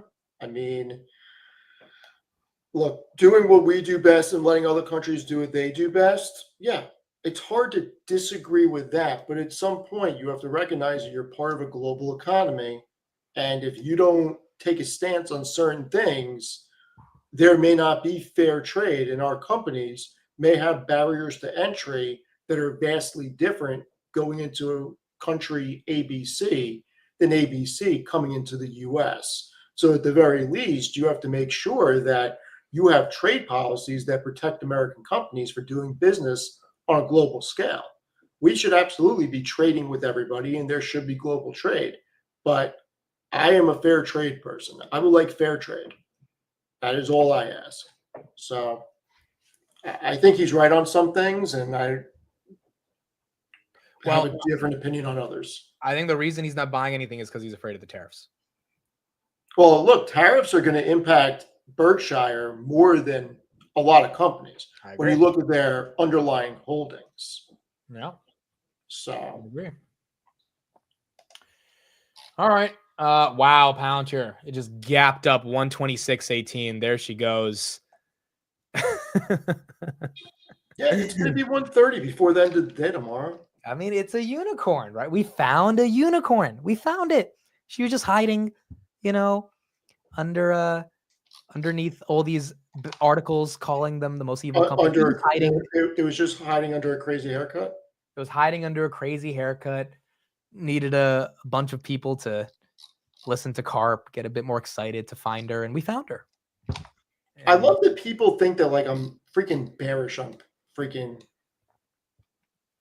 Palantir. It's crazy. No, you're not. For those that don't know Steve, he's an absolute OG of the. Me and Steve found each other on a Twitter Spaces in 2022. For some reason, we were both on the Spaces talking about Palantir, and I just loved his commentary, and so I reached out to him. And then, you started asking me about their free cash flow and stuff. Yeah, because Steve's a numbers guy, and Steve, the numbers were not as good as they are today, but they were, definitely not as bad as $10. So, yeah, I mean, Palantir was something that myself, Ken, and Ken's uncle were talking about privately before it went public, and we were like, we have to buy this. Yeah. So, I mean, it's so funny. I tell the story all the time, but I started buying Palantir because I come from a debate philosophy background, and on the website, they kept using the word ontology. That is a philosophical term. That's not a technology. It is a technology term, but it's more philosophical. And then I listened to Karp speak about ontological data structures, and I was like, oh, this is like weird. This is enigmatic. This is like different. That's the real question is, what's the next Palantir? Well, maybe at 126, the next Palantir is Palantir. This is what I'm trying to say, Steve. I mean, maybe it just is what it is. Maybe. So you're saying that it has a chance to go to $1 trillion. I'm saying it will be $1 trillion one day. And I agree with you on that. I'm not saying it's going to $1 trillion tomorrow, but I think the company doesn't believe they're going to be $1 trillion. I think the company believes they're going to be a multi-trillion. I mean, Karp said that publicly a couple of weeks ago. So, and I don't think he's just saying it to say. I really think he believes they are the only ones that can actually. If you notice, Karp goes on these different riffs throughout the past couple of years as being a public CEO, and he tests these riffs in different interviews. The latest riff he's been on is about the concept of winning and what does it mean to win. And he's very arrogantly, but not in a cocky way, talking about how Palantir has a winning culture. And as a result of that, I think it's because he knows that the numbers are really good and they're winning, and he's not afraid to say how much they're winning. And that's why maybe the stock is getting the premium that it's getting right here. Okay. Rob, thank you for the $5 super chat. He says, Steve, if Palantir isn't the giant AI software play, then which is there? Because there has to be one. If your answer is I don't know, then wouldn't it be Palantir? But that's not what I'm saying, though. Like, I do think that they are the giant AI play in software. I do think they're going to be the second most important software company behind Microsoft. I mean, that's been since day one. That hasn't changed. I just think that so much growth has been pulled forward that even if it doesn't fall, you run the risk of this just trading sideways for a long while. I mean, keep in mind, every company from Amazon to Tesla that has had euphoric rises, even NVIDIA, has got chopped in half at one point. And not a 2-month chop in half because of the market and then a rebound. Like legitimately chopped in half and stayed there for a little bit. So I just think that before you get to that point, you're going to see a realistic correction. Maybe Palantir is the one company that doesn't go through it, but I doubt that they will be able to abstain from that. This is the clip I wanted to show about Karp and his riff on how unique the winning culture is starting to become at Palantir. Before you play that, we just got to find the next company Peter Thiel freaking invest in. Well, Andrel, that's your next one. I think it's Andrel. Yeah, Andrel's freaking amazing. It's probably going to be Andrel at this point. Losing. What do you think of that? I don't think in win-lose. I think in domination. So I mean, dude, come on. Like I don't think in win-lose. I think in domination. I love it. I like when I hear a CEO talk like that. I love it. This is what I think the Vlads of the world talk about, the Karps of the world. When these guys get out there and say we are just going to win. Can I say something that's going to piss people off? Let me play the clip. I already think I know what you're going to say, but let me play the clip and then you can say what you want to say. I don't like this win-lose thing because it kind of presupposes okay to lose. I like and I think domination is important because it's very hard to build. Like it's very hard to build a business.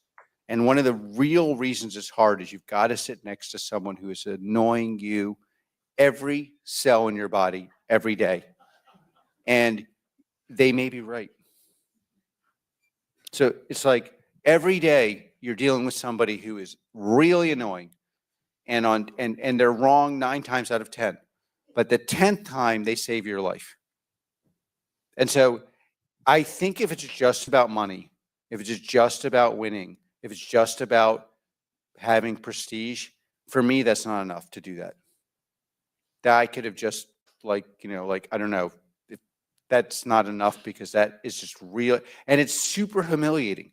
Like, we have this thing where a lot of Palantirians are getting wealthy. And when I used to do a lot of therapy for people, largely in the beginning to explain to engineers why their social life wasn't as good as their IQ. And this is not even like me making it up. It's completely true. It's like, yes, I know you have 180 IQ, but I know they should like you more, but they don't. It's online. But like something, I mean, it's kind of a great problem to have, but like a conversation I've now had 50 times in the last 2 months is like, yes. And the more successful you are and the more money you have, the more humiliation you're going to deal with every day. And the more you're going to feel it. I got these people around me. No one believes it, but like all day, no, you're wrong. Yeah, well, maybe the other left or whatever, however they want to humiliate me. It's a dyslexia joke. No, go turn the other left. But it's to get important, complicated technical things. And by the way, the other thing is to make things work, you've got to have your every part of your body and every part of your mind focused on this for like 5 years. He just wants to win. He just wants to win. I think that's a CEO that's going to put up some good numbers tomorrow. I don't know if it's going to justify the stock, but I think he's going to put up some good numbers. All right, what we're going to say that's going to piss people off.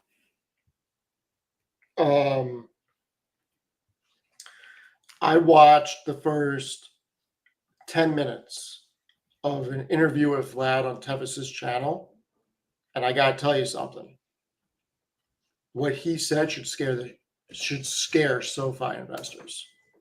Okay, so to bring some context, Tevis, who is a friend of mine, he was at the Toronto meetup. He is a big SoFi bull. He got an interview with Vlad Tenev, CEO of Robinhood. I did watch it. I thought it was a great interview. What did you hear, Steve, that is making you scared? Well, hey, I heard somebody talk about a roadmap of products and everything that I want SoFi to do. It seems like Vlad is going to do, from business banking to 401k administration.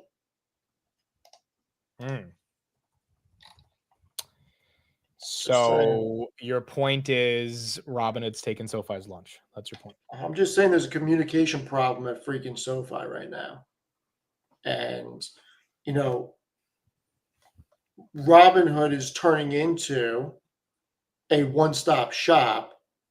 And I don't feel that SoFi is going in that direction at this point.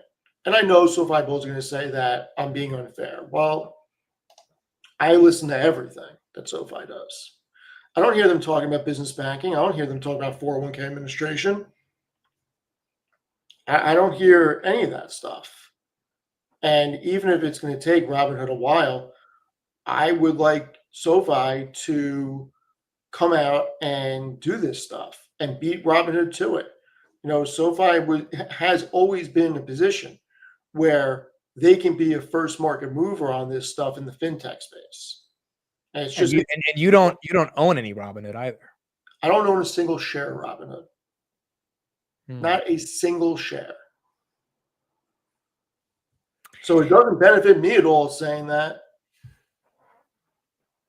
Yeah, I mean, at this point, I don't even. I think this debate's getting old at this point because, like, even today, It's not dude, a debate. You have one CEO that's talking about a vision and what their roadmap is going to do, and when they're launching things, then you have another CEO who's being cryptic. I commented on someone's post today that it's a bit weird that Tevis, who's built his channel off of SoFi content, gets an interview with Vlad, a competitor, which I don't think he has that big of a position in Robinhood compared to SoFi. Go figure. Over Anthony. No, and so and I put out that comment, and the SoFi Bulls came after me. At this point, I'm having fun with them on Twitter. Like, this is just fun for me to interact with them, and I'm not even a troll or something. I'm just saying what I've been saying for years, but I finally posted on Twitter, and I was like, it's just kind of weird that Noto's not, interacting with these guys. And someone's like, well, Noto talking with these guys doesn't mean the stock's going to go up. That's not the sign of a good business. Yada, yada, you're sucking Vlad's nuts, blah, blah, blah. And I'm like, wait a second. I think there's a new generation of media that smart CEOs are embracing, and legacy CEOs. I mean, if Jensen mother effing Huang and Zuckerberg are doing podcasts with comedians and YouTubers, etc., it would behoove you to think maybe someone with a cult retail following would take 30 minutes out of his 90-day Q1 and speak to his biggest supporters. I don't know. And the fact that Vlad is intercepting, he basically is hijacking Roy, Tevis, and Tanner. These are the three biggest SoFi Bulls I know. Basically hijack their audience by getting them to introduce themselves to Robinhood. And why did they three do the podcast? Because he's a CEO. Who wouldn't want to do a podcast with a CEO, right? So for them, in their personal content creation journey, it's obviously something you would do. And then you got Vlad, who's willing to take the time out of his day to spend 30 minutes. What's the ROI on that 30 minutes?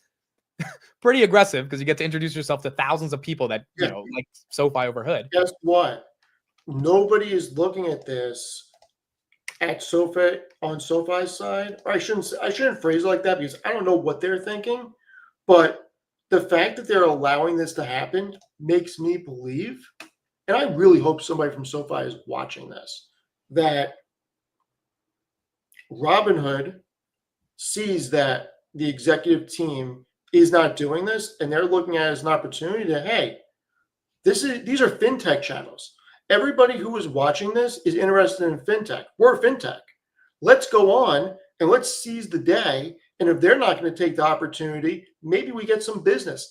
Maybe some people that watch that end up checking out our products, and maybe they get a credit card through us, or maybe they deposit money in the brokerage and start using our product over SoFi. They're using a SoFi-based channel at the end of the day, I know you love when I say that, to siphon potential SoFi clients into their ecosystem. That's literally what Tevis doing. Tevis and Tanner are the biggest SoFi channels on YouTube. Yes. And Vlad swooped in and said, it's a Trojan horse. He came in, wool in sheep's clothing, and he is probably siphoning people, because everybody who's watching those interviews are interested in it. It is hysterical to see this happening. And by the way, Vlad is. I'm shocked that this is happening. Noto was the COO of Twitter, for God's sake. I forgot. He was the COO of Twitter. Oh, now I know why Twitter sucked for the past decade. Him and Dorsey running that damn thing. Goodness gracious, bro. Forgot about that. So you talk about new age of media.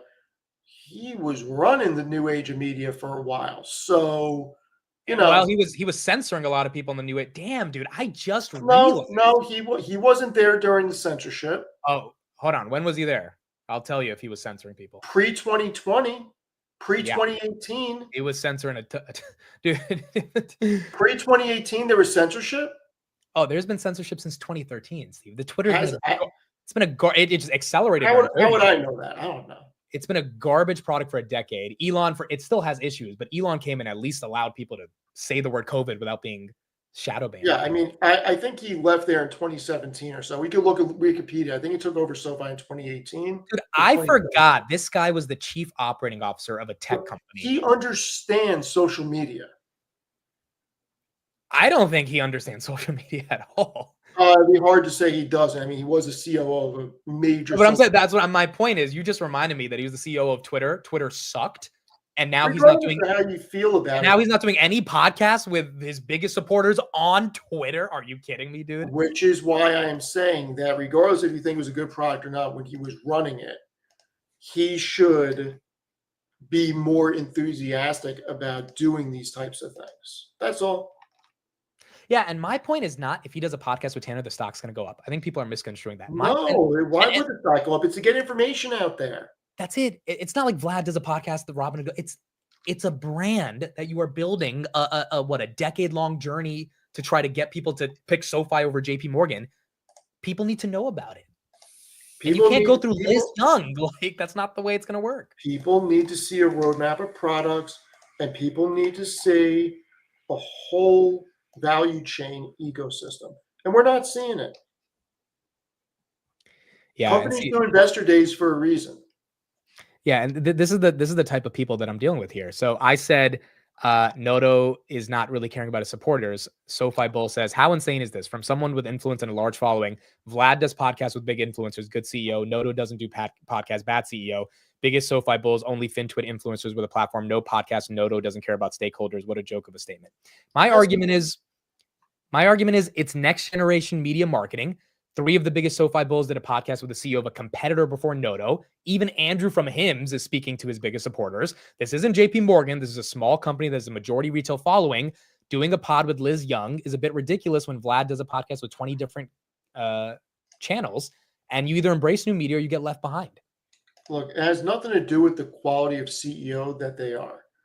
It has everything to do with who has a stronger communication platform and who is better at communications. And right now, Robinhood is doing a better job at communications.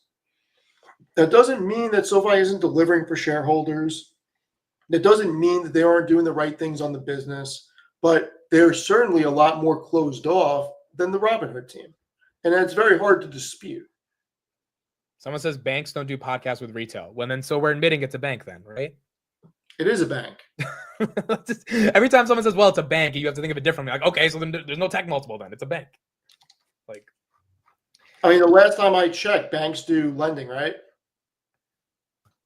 Last time I checked, you go get a mortgage from Bank of America, you go get a personal loan from Bank of America, right? This weekend was eye-opening to me. I never make a dedicated post on Hood and SoFi because I know it creates controversy, so I just stay away from it. I don't want to be the guy starting all that drama. But someone said something ridiculous on Thursday, and I was like, you know what? I'm just going to engage in this.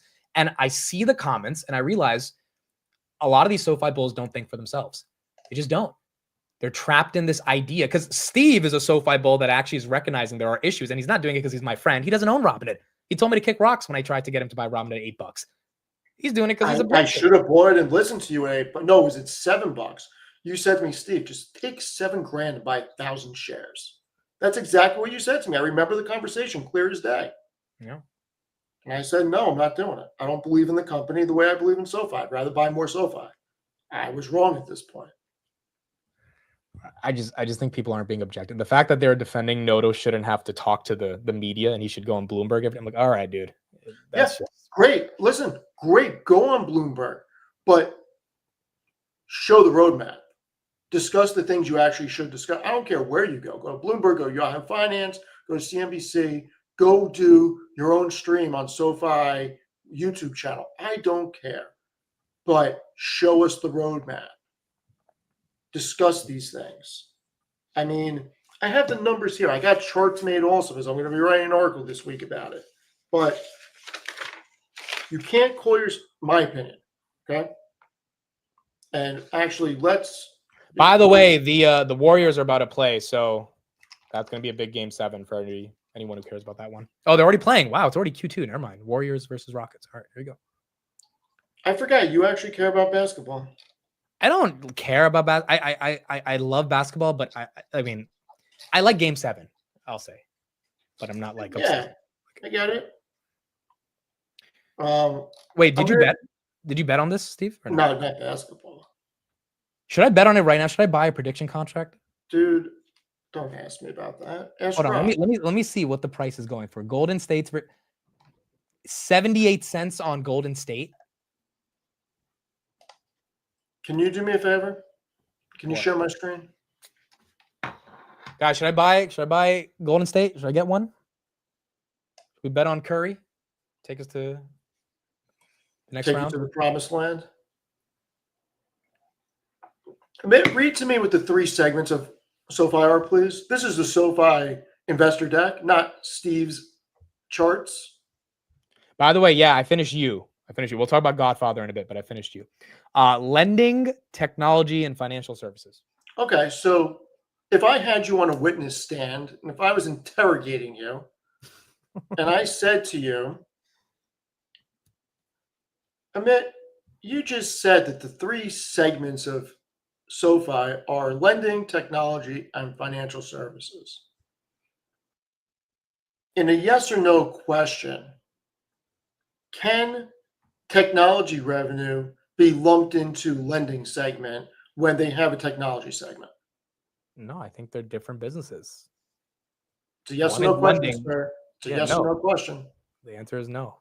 And then if the answer is no to that, can technology revenue be lumped into financial services, sir? I would say that's a bit weird to take those. Yes two or no? on. Keep it to yes or no. I would say no. Okay.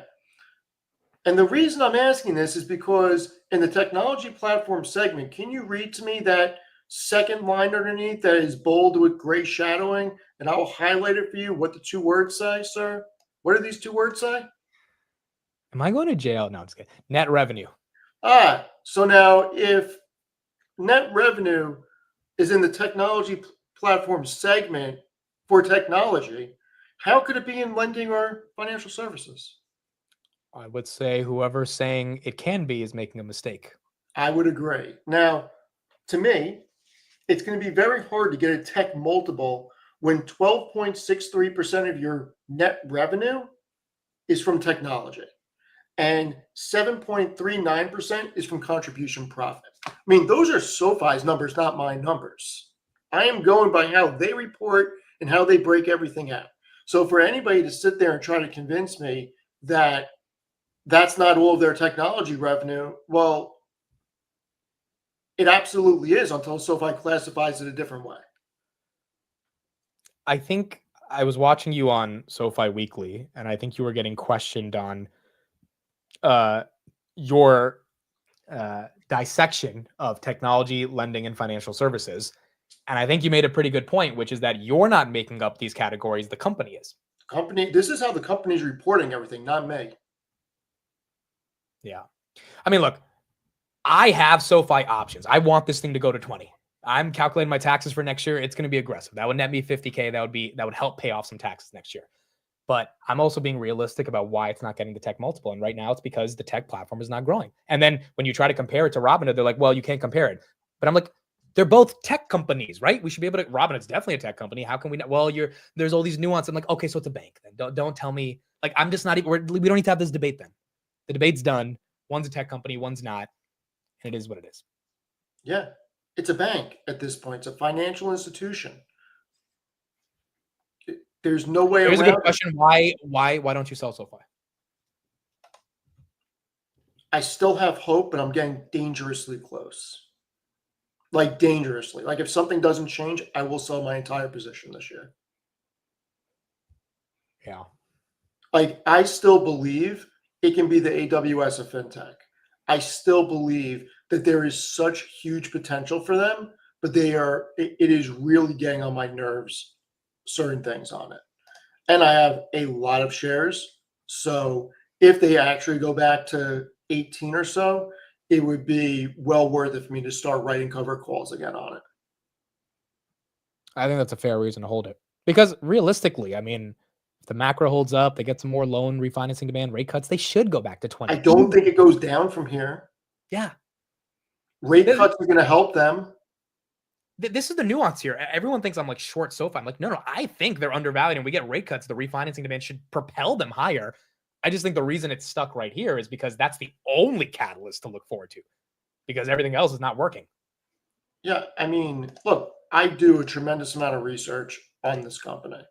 I want to show you two charts. We don't have to look at like loan originations or anything. Look, I aggregated the lending, technology, and financial services for net revenue and contribution profit. Red is technology in both of these two charts on the top, okay? You can't tell me this is a technology company, not a financial institution at this point. The lion's share of both is in lending and then financial services. This is a financial institution at this point that owns a lot of tech and is using their own tech stack instead of going to a third-party company. But that doesn't make it a tech play. So when someone says, what do you mean? Haven't you seen the growth? Your response? Just because it grows at 26% doesn't make it a tech company. You could have a widget company and grow at 50%. I mean, at one point, Coca-Cola was growing at 30% also.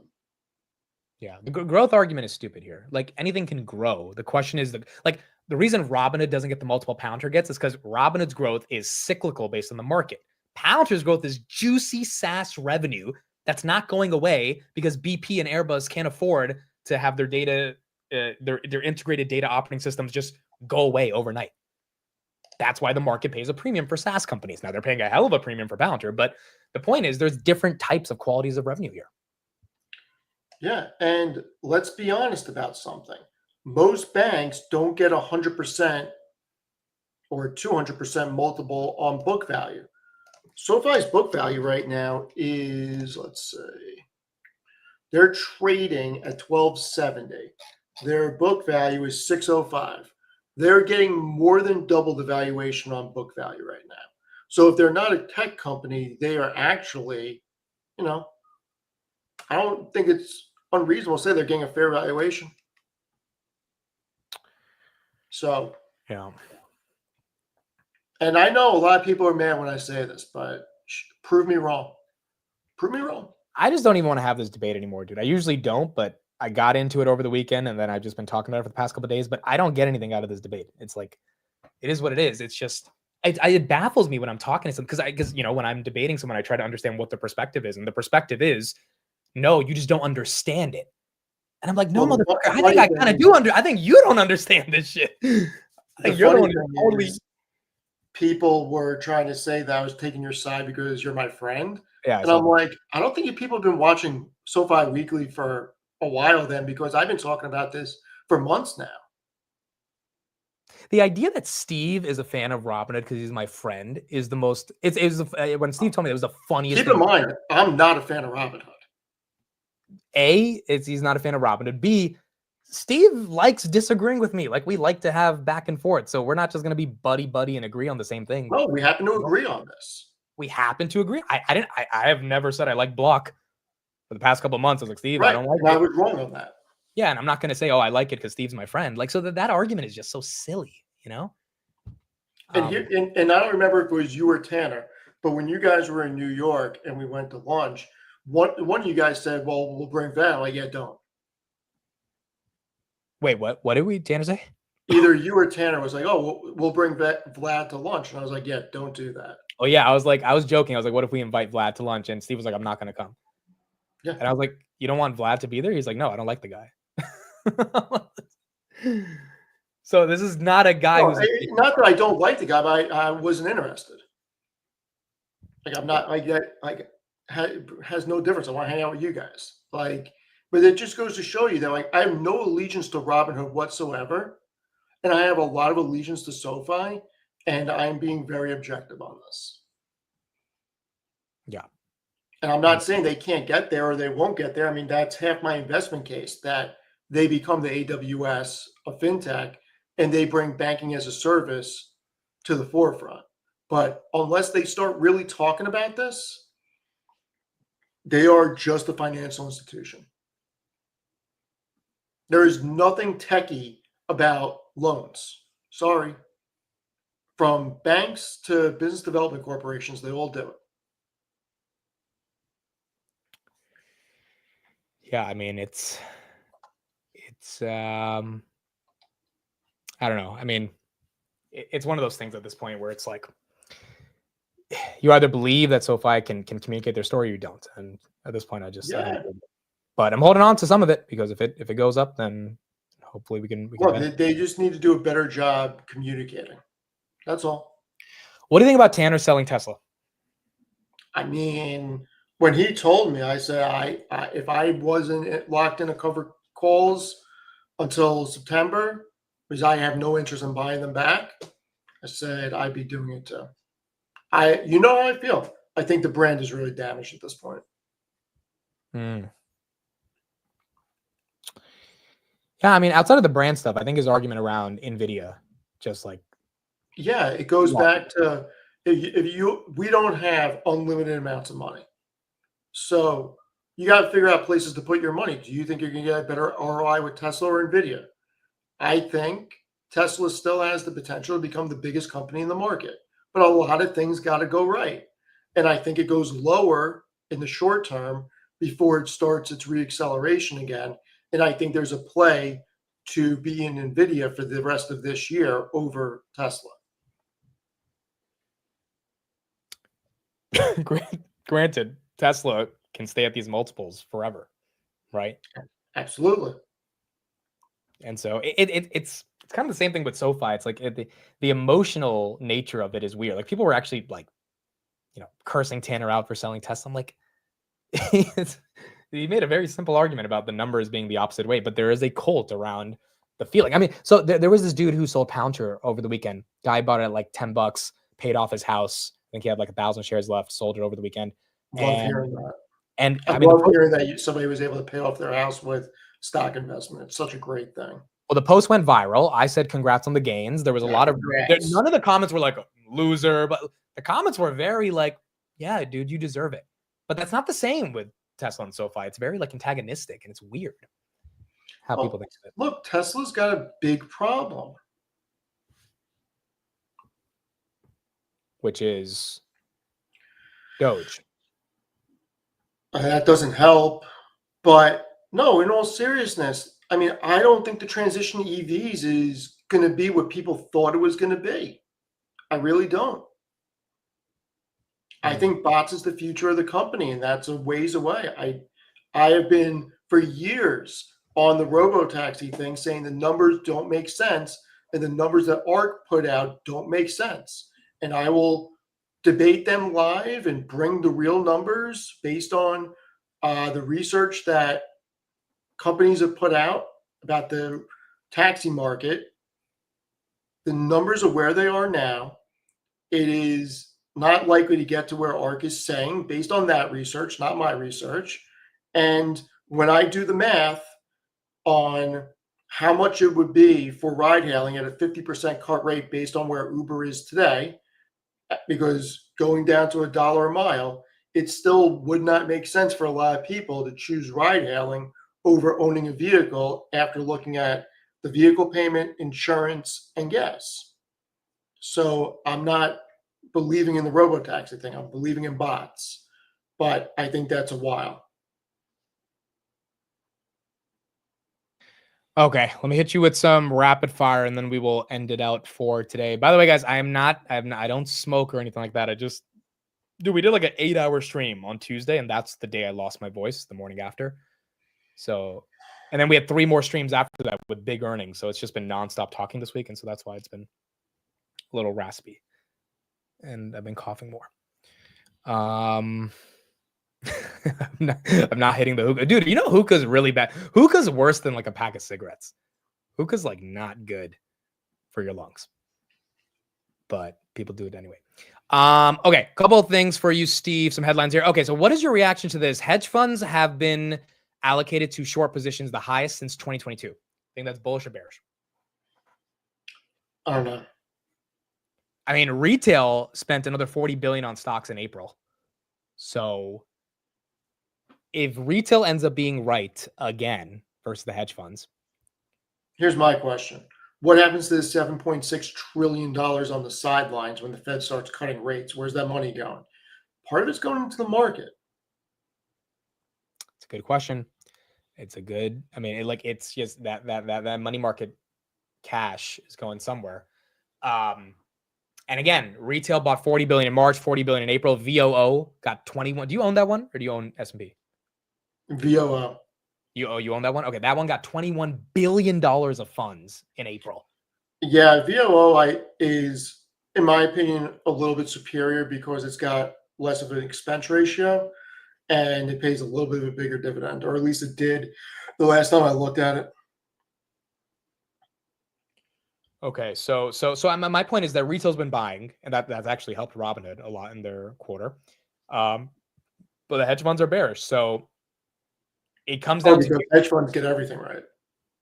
well, hey, here's the fun part. If the hedge funds were wrong and we start rallying again in May because Trump announces China, Japan deals, yada yada, hedge funds are going to start buying, and they're going to keep the pump going, and they're going to have to buy Palantir at whatever price it is versus 60. So I think from a macro perspective, that could be good. Here's another thing. Have you seen what the White House did on social media? No. So they are having a lo-fi music live stream of Trump animation signing executive orders with all of the reasons to why he kept his promises. Whoever is doing his social media needs a raise. I mean, you talk about embracing the next generation, dude. This is going to go live for the next 4 years. Like, it's been live for the past 3 days. You know Lo-Fi Girl, right, Steve? On YouTube? No. Okay, so there's this channel that has been live for literally freaking I think it's been live for like 10 years or something like that. Someone can correct me on the numbers. But it's this girl animation of writing stuff, and she has 15 million subscribers. There's a new lo-fi song. Like it's just you listen to it while you're freaking doing work. I listen to waves crashing against the rocks when I need to drown stuff out. You listen to waves crashing against the rocks. White noise. Well, this is white noise for millennials, basically. Okay. Gen Z. All right, I get it. But Trump's doing the same thing. So I get it. It is kind of hilarious that they are embracing it as strongly as they are. Again, retail, 40 billion. They bought in April. Pretty damn epic. They're not slowing down. Palantir right here, 125.73. And then let me see if I have anything else that I wanted your thoughts on, I think. Oh, here's one thing I want to share with everybody. So I'll get your take on this. This is not really bearish. I mean, it's kind of bearish, but it's one thing we have to think about. So more consumer weakness. Same-store sales at McDonald's fell 3.6% in Q1. Same-store sales again, a metric comparing revenue for restaurants open for at least 13 months. This exceeded expectations of a 1.4% decrease, and this is the second straight quarterly sales decline, the longest streak in 10 years. I don't think this matters one bit. I don't think it matters, but I think we got to keep an eye on it. UPS laid off 20,000 people. Intel, there's something we got to... UPS and Intel is different than this. You got to remember something. This generation is so much more health conscious than any other generation before. What you're showing me with McDonald's does not surprise me. I don't think that's a good argument. I think it's a great argument. I think this generation, there's still enough people that will eat McDonald's. Like, there's not a revolution in health. I am not saying that there isn't. I'm just saying the shift to a healthy diet and the shift to taking care of your body is nothing like it used to be. People are not drinking the way that they used to. I mean, this is just, the younger generation is very more health focused on a lot of stuff. I'm not shocked to see sales of McDonald's down. I just put a poll in the chat. If you eat McDonald's, I totally disagree. I think this is consumer weakness. I think there's plenty of people that eat McDonald's that don't give a shit about health. There definitely are. But have you seen how many health and fitness things are on Instagram and YouTube? and how Yeah. many different products there are now for creatine and all these healthy chips and everything. People are going on crazy health kicks like never before. You think that really is having an impact on? Yes. I think it's having an impact on bars. I think it's having an impact on alcohol. I think it's having an impact on fast food. Absolutely. 65% of you say no, you don't eat McDonald's. Yeah, Well, I can't tell you the last time I had McDonald's or fast food. No, I agree. McDonald's is. I mean, Big Macs. I don't think I've had for like 15 years. Dude. But my thing is, I still think there's enough people that eat it where I feel this is more of a macro thing versus a health conscious thing. But maybe it's a health thing. It's just something we got to keep out, because if we see more of this stuff, it'll show up in the jobs data eventually, and then there'll be an issue. But the jobs data was great on Friday, so it's not really showing up yet. So just one piece of data to look at here. All right, so let's end it off. One sec with McDonald's regarding that. So I'm just thinking about, okay, there is a McDonald's 2 or 3 blocks from my office. Okay. I cannot tell you. I don't think I ever see anybody walking with bags of McDonald's back to the office ever. And I don't think I see people walking in my route to go get whatever I'm getting for lunch with McDonald's to go back to the office. But that's your office. I still think there's a lot of people in No, New but York. I'm just saying, you got to think when I'm walking through Third Avenue and stuff. I'm going to make a very conscious effort to make a loop past McDonald's when I go for lunch, and see how many people are walking back with McDonald's, because I don't see it anywhere in the city. People getting it for lunch back to the office. Maybe your office, they're rich enough to get Sweetgreen, but No. I'm just saying during in lunch, general, people get when I'm McDonald's, out, bro. I'm not seeing people walk back to wherever they're going to with bags of McDonald's, but I'm seeing them with salads and other stuff. That's all I'm saying. All right. Well, same store sales. We're gonna have to see if that carries on to Chipotle and Kava when they report, and Shake Shack. So if there's a trend, I think we can see, but we still have a lot of those earnings coming up to find out. All right, let's talk about the greatest movie of all time. So I finally watched The Godfather over the weekend. Don't start I like thought it was that. pretty incredible, Don't- dude. You didn't watch it. I don't- rented it on Don't YouTube. act like you watched all 3 hours. I rented it on YouTube for $4. Step in the right Okay. direction. I put it on the big TV. Let me prove to you guys. I watched on the. Where's it? There it is, right there. Someone pointed out we still have the sticker. Yeah, on what the are you doing? Dude, I didn't know we Please still take have that the, off. It's been like 5 years. I didn't know we had a sticker there. So Please tell me that is just for the border of the TV and not on the actual screen. I don't know, to be honest. If that's on the actual screen, which it looks like because all the thumbprints there, you need to rip that off immediately, because 1, it's creating a glare that doesn't need to be there, and 2, it's trapping heat. Trapping heat. What do you? I mean, Yeah, TVs get hot a minute. you know the physics around a TV? I didn't. Okay, all right. Anyway, great movie. Really love the plot. I think that the main You character. watched 10 minutes of it. All right, first of all, I can explain myself. All right, This is going to be good. I can explain. No, I actually have a good reason. I'm gonna finish it tonight. Okay, I didn't finish the whole thing, unfortunately. I needed. You didn't even watch a tenth of it. Dude, it's fucking 3 hours, bro. That's a lot of time to watch. It's a masterpiece. No, but on some real shit, I posted at 11:55. Okay, I get a call at 12:10. 15 minutes later, get a call from my dad, who's at the airport in Germany. Calls me, says we have a problem. It's like, what's up? He's like, your mom just left her phone in our Uber. And so the next hour, I am preoccupied calling the Germany Uber team to try to figure out how we can find this phone. Fortunately, nothing can get done. And so that kind of interrupts and this is a real thing. I'm not even making this up. This really happened. So that interrupted my ability to watch The Godfather. Having said that, first 10 minutes were freaking boring, bro. I don't care who gets mad. Like, it was like, it's some wedding scene. I'm like, what are they doing? Like, they're like, it was a pain. Just, I was so happy my dad called me. I was like, oh, I'm distracted by something. But then I was, she lost her phone. It wasn't the best, but it is just, I don't know, dude. There's like Trump's freaking Oval Office executive orders are more exciting than the first 10 minutes of that movie. So I'm going to give it another shot tonight. Gonna try. Steve's reading the comments in disgust.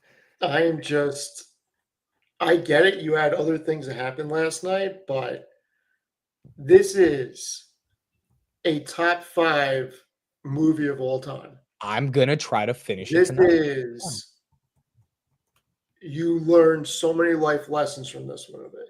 This is just such a classic. Look, this proves. I got through 15 minutes and 23 seconds. Look at that. It's saved on YouTube. Okay, that. great. That's not bad, bro. It's horrible. 15 minutes and 23 seconds. That's not horrible. Well, okay, I shouldn't say that. Given the situation, okay, yes, but you need to really get on with it. Let me put this in the chat. How many people think The Godfather is the greatest movie ever? Don't put greatest movie ever, because people have Top different 5? tastes. If it is a movie classic, Everyone's gonna say classic, but top 10, is that reasonable? put top 10. Because everyone on Twitter is like, oh, like they were getting mad at me, like, how have you not watched it yet? Yada yada yada. So everyone already believes. I don't understand how you haven't watched it. It's crazy. Okay, Michelle says she's never seen it. She's on my side. Wow, 80% of you saying yes. That's quick. It's gonna get higher too. Dude, I'm gonna get through it tonight. I really will. I got 2 hours left.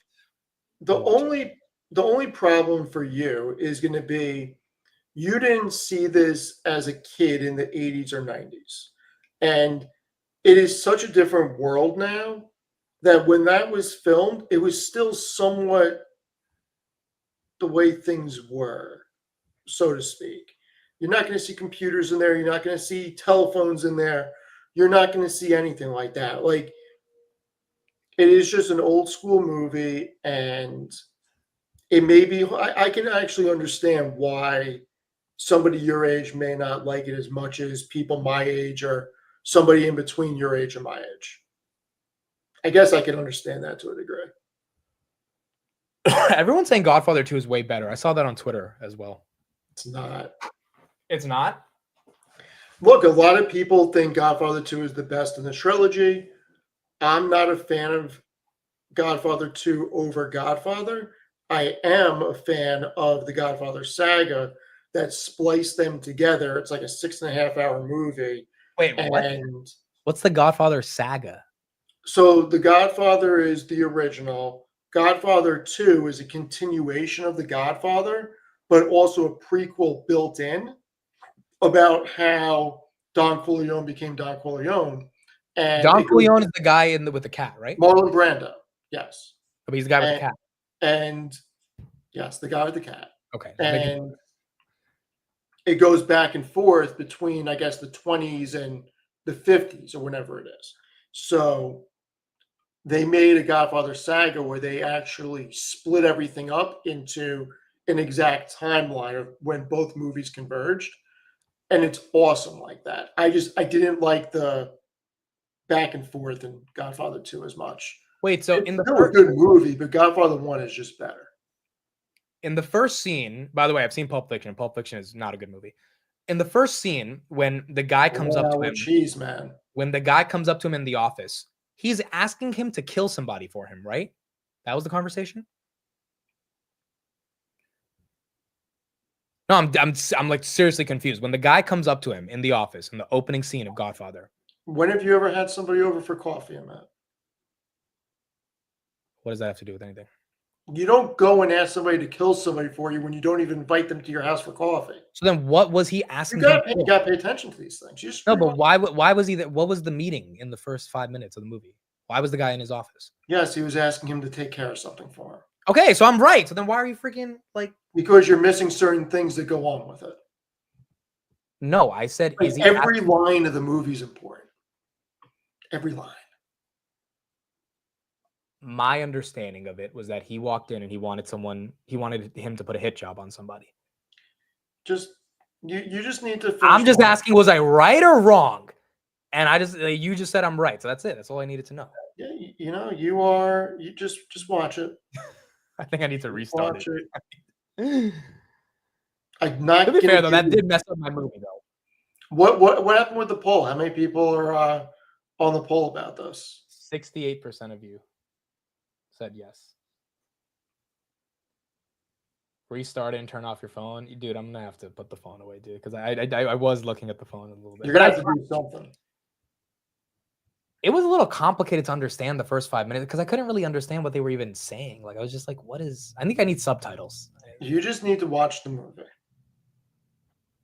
Is what you need to do.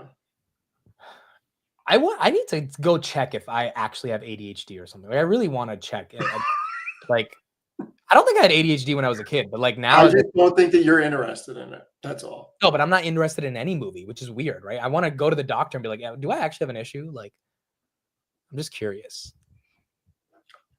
I will tell you that my top 5 mob movies are probably different than a lot of people's. What are they? So, and they're not, I'm not ranking them this way because I think Goodfellas is as good as The Godfather. To me, the two of them are tied. It's just so hard to say one is better than the other. They're just so good. And Goodfellas is just incredible. Okay, so name them. What are the 5? Godfather 1, Goodfellas. I would put Casino in there, even though I think it's 15 minutes too long, and I think they could take certain things out. But Casino is just incredible. Goonies? Is not a mob movie. Oh, Heat. Not a mob movie. You know, I go back and forth on it, but I do think A Bronx Tale deserves to be in the top 5 mob movies. And the one that nobody puts in except for me, and I think Michael Francese put it in, actually. I know he keeps this one in high regard. The 1996, and you could watch this on YouTube, actually. The 1996 HBO original movie Gotti was incredible. Absolutely incredible. Gotti? Oh, incredible. Okay, I think it's better than Bronx Tale. It is probably my 4th favorite mob movie of all time. what about The Departed? It's not an Italian mob movie. It's based on the Irish mob, and it's much more thriller. Departed's an incredible movie. Departed's in my top 10 of all time. It's incredible. Really? Yeah. Not this Gotti, not John Travolta Gotti. You got to put in 1996 Gotti with I can never pronounce the guy's name. It's the guy who played the Armand Assante. Montesanti. It's his best performance. Everybody from The Sopranos is in it before The Sopranos was a TV show. This is all-star cast. Incredible movie. Incredible. What's the 5th one? This in Bronx Tale. What about Godfather 2? You're just not gonna put that there? No, that's not a top 5. What about Internal Affairs? I don't even know what Internal Affairs is. What about Scarface? How do you not put Scarface? Scarface isn't a mob movie. I don't know why people think it's a mob movie. It's not a mob movie. What is it then? It's a gangster movie. All right, And American Gangster is incredible. You know what? Put that up, Chris. God, you're right. You are right. I always go back and forth with Donnie Brasco and A Bronx Tale. It's so hard to do a top 5 because Donnie Brasco is that good. It's that good. You know what? I think I got to take a Bronx Tale's so good too. They're both so good. Have you ever seen Donnie Brasco, Emmett? No. Dude, pull up that cast. Oh my God. Donnie Brasco. Oh my God, incredible. 1997 American Crime. Oh, Johnny Depp's in this. Incredible movie. Al Pacino's in this too. It's incredible. Yeah, dude, there's something about these mob movies that are just not like I'd rather watch like a podcast. It's so weird. Once It's Upon a Time in America was horrible. overrated. It was horrible. It was worse than overrated. It wasn't bad, but it I was actually very watched overrated. it. I remember watching. I was like, this is trash, bro. There's so many good movies out there. But like if we're talking just like gangster movies, I mean, American Gangster is right up there. I mean, it is so incredible. What about Inglorious Bastards? And I think that's always overrated. Blow is incredible. Carlito's Way is incredible. So underrated. The Irishman sucks. It was horrible. It was so bad. So bad. So bad. Yeah, there are so many good movies out there that Amit has not seen. Have you seen Boogie Nights, Amit? Boogie Nights? You've never seen Boogie Nights? Dirk Diggler? Derek Diggler? Mark Wahlberg's in this. What is this about? San Fernando teenage busboy Eddie Adams gets discovered by a porn director who transforms him into an adult film. He regrets making that movie. Who, Mark Wahlberg? Yeah, he did an interview about it. Why did he regret it? I guess later on, years later, he regrets doing it. But such Dude. a good Good Will Hunting is a top 10 movie of all time. not for you, maybe not for me. Good Will Hunting is like anyone can listen to Good Will Hunting or watch Good Will Hunting. Nah. Yeah, a couple of people have said Snatch. Snatch is incredible. Talk about a crazy cast. Oh my God. Dude, you think they're gonna make a movie on Palantir one day? They should. They're gonna have to, bro. I mean, They should. freaking like this. What a story, right? Like, I mean, to get to $1 trillion, they have to make a movie. Heat is one of my personal top 5 movies of all time. Heat is just incredible. Yeah. And I don't know why you don't like Pulp Fiction that much. Dude, Pulp Fiction is not a good movie. I've actually watched it like 3-4 times when I had a good attention span. And I remember I was there. It was in 2015. They just had it on Netflix. I remember I stayed home from school. I was sick. It popped up. I remember this like it was yesterday. It popped up. I just got a new laptop. I clicked it. I watched it. And I was like, what the fuck did I just watch? And then I watched it again, probably like a year later to try to understand it. And I was like, this is like. Yeah, I mean, I'll go as far as saying that Heat is De Niro's best movie. Crazy all-star cast. I mean, it's just What's Tarantino's best movie? Tarantino. Yeah. Pulp Fiction? I'm not a big Tarantino fan, but I did really like Pulp Fiction, and I thought that From Dusk Till Dawn was awesome.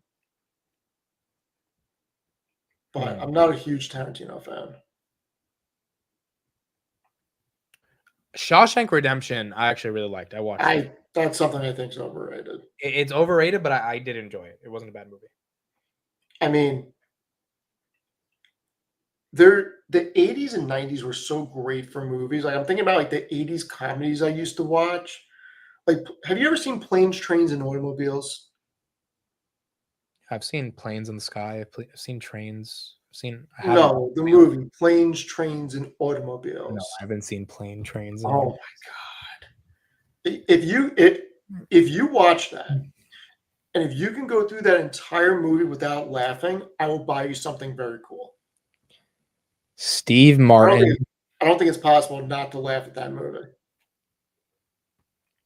I've never seen it. I don't think it's possible not to laugh at that movie. I really don't. It's hilarious. What about Interstellar?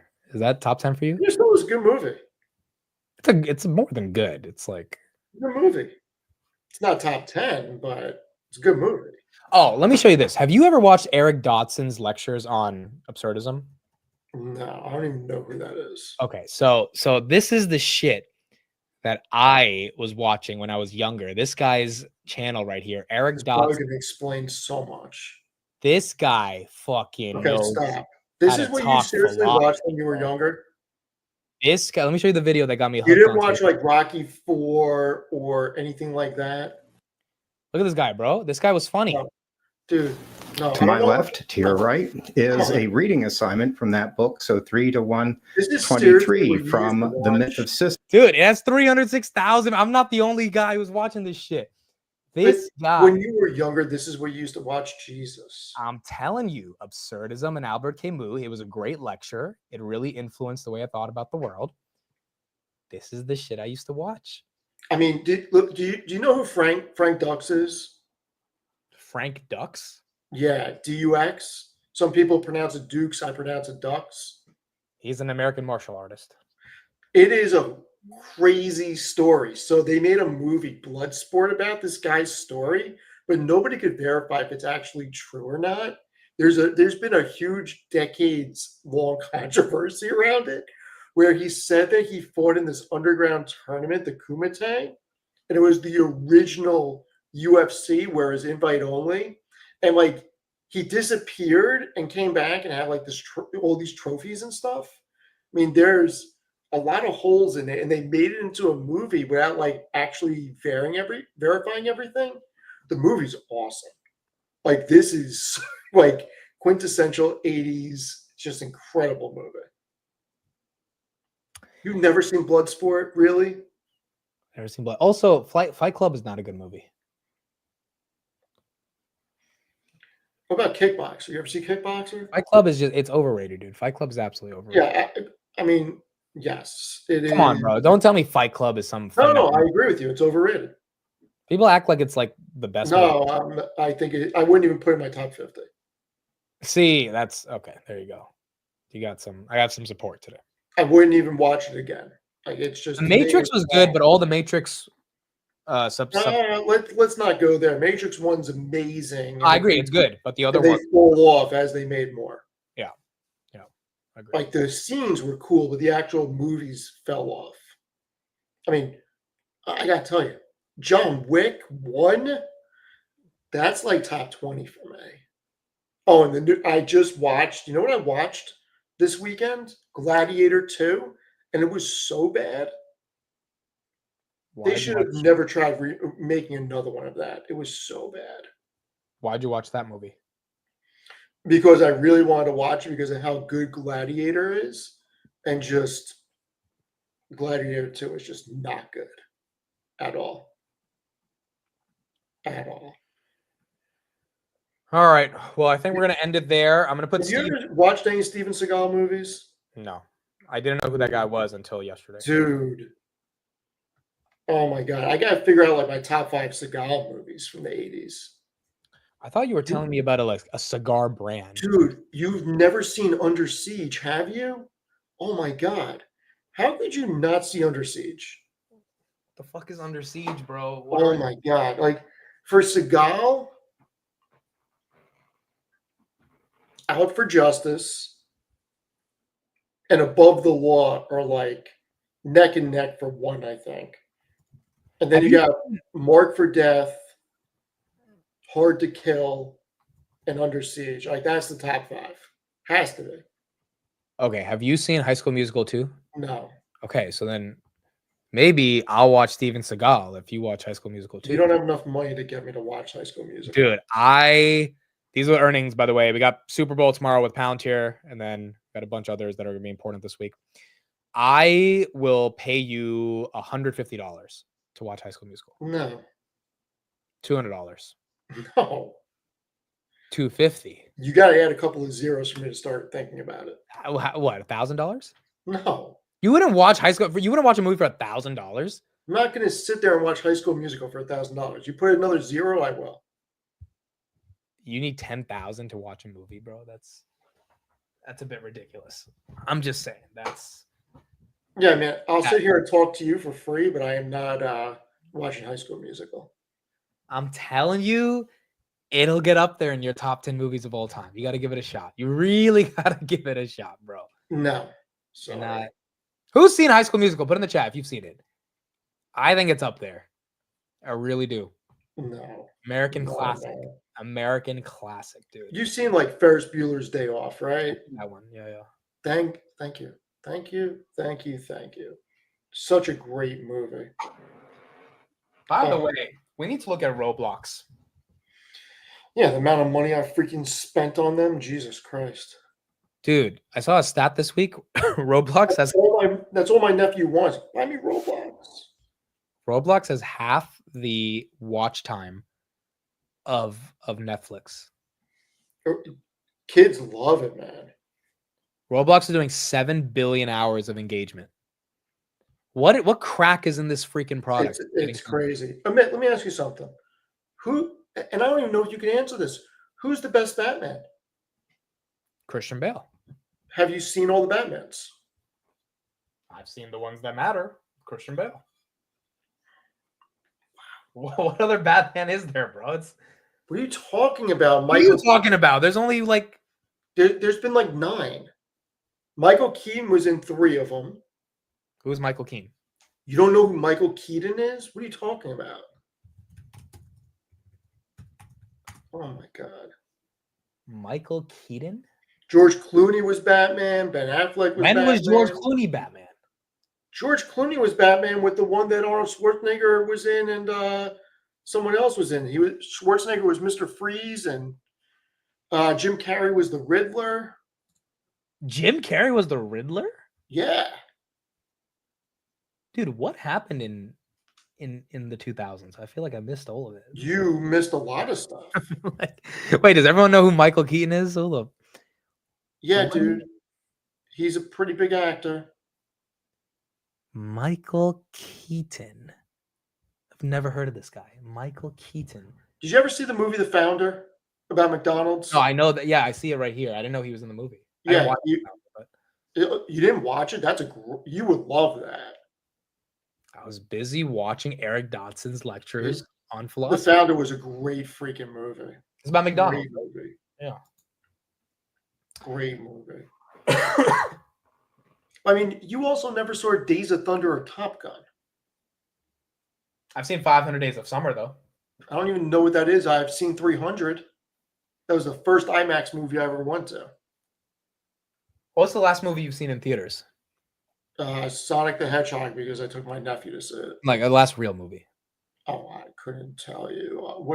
My wife and I went and saw.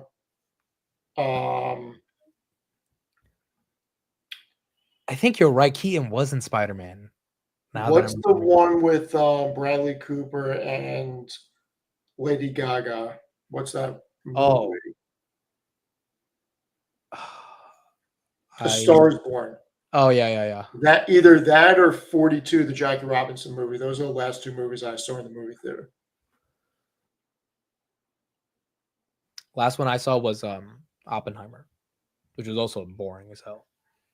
That was in the movies? Yeah, of course. Dude, that's what got people back to the theaters in 2023. That and Barbie. It was a big summer. You ever see Caddyshack? It's Caddyshack. Don't do that to me. Don't do that. Caddyshack, bro. Don't do that. Really? You've never seen Caddyshack? Who's Bill Murray? Your chat's about to blow up right now. Who the fuck is Bill Murray, dude? Oh my God. You did not just say who is Bill Murray. Like, you're trolling all of us. I swear, who is Bill The Murray? next thing you're going to say is you don't know who Chevy Chase is. I don't.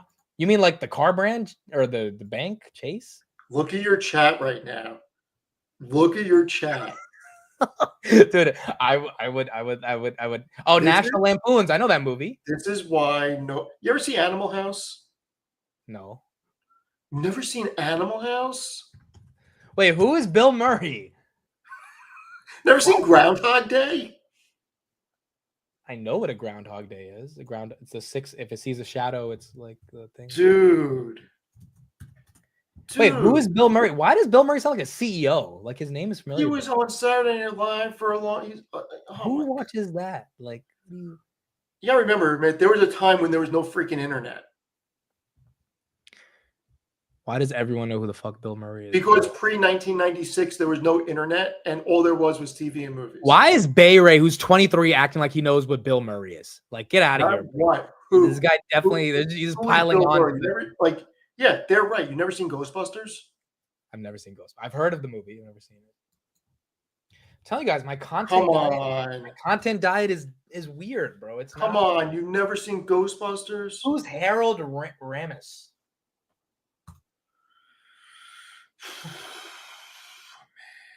Admit. What, bro? Who are these people?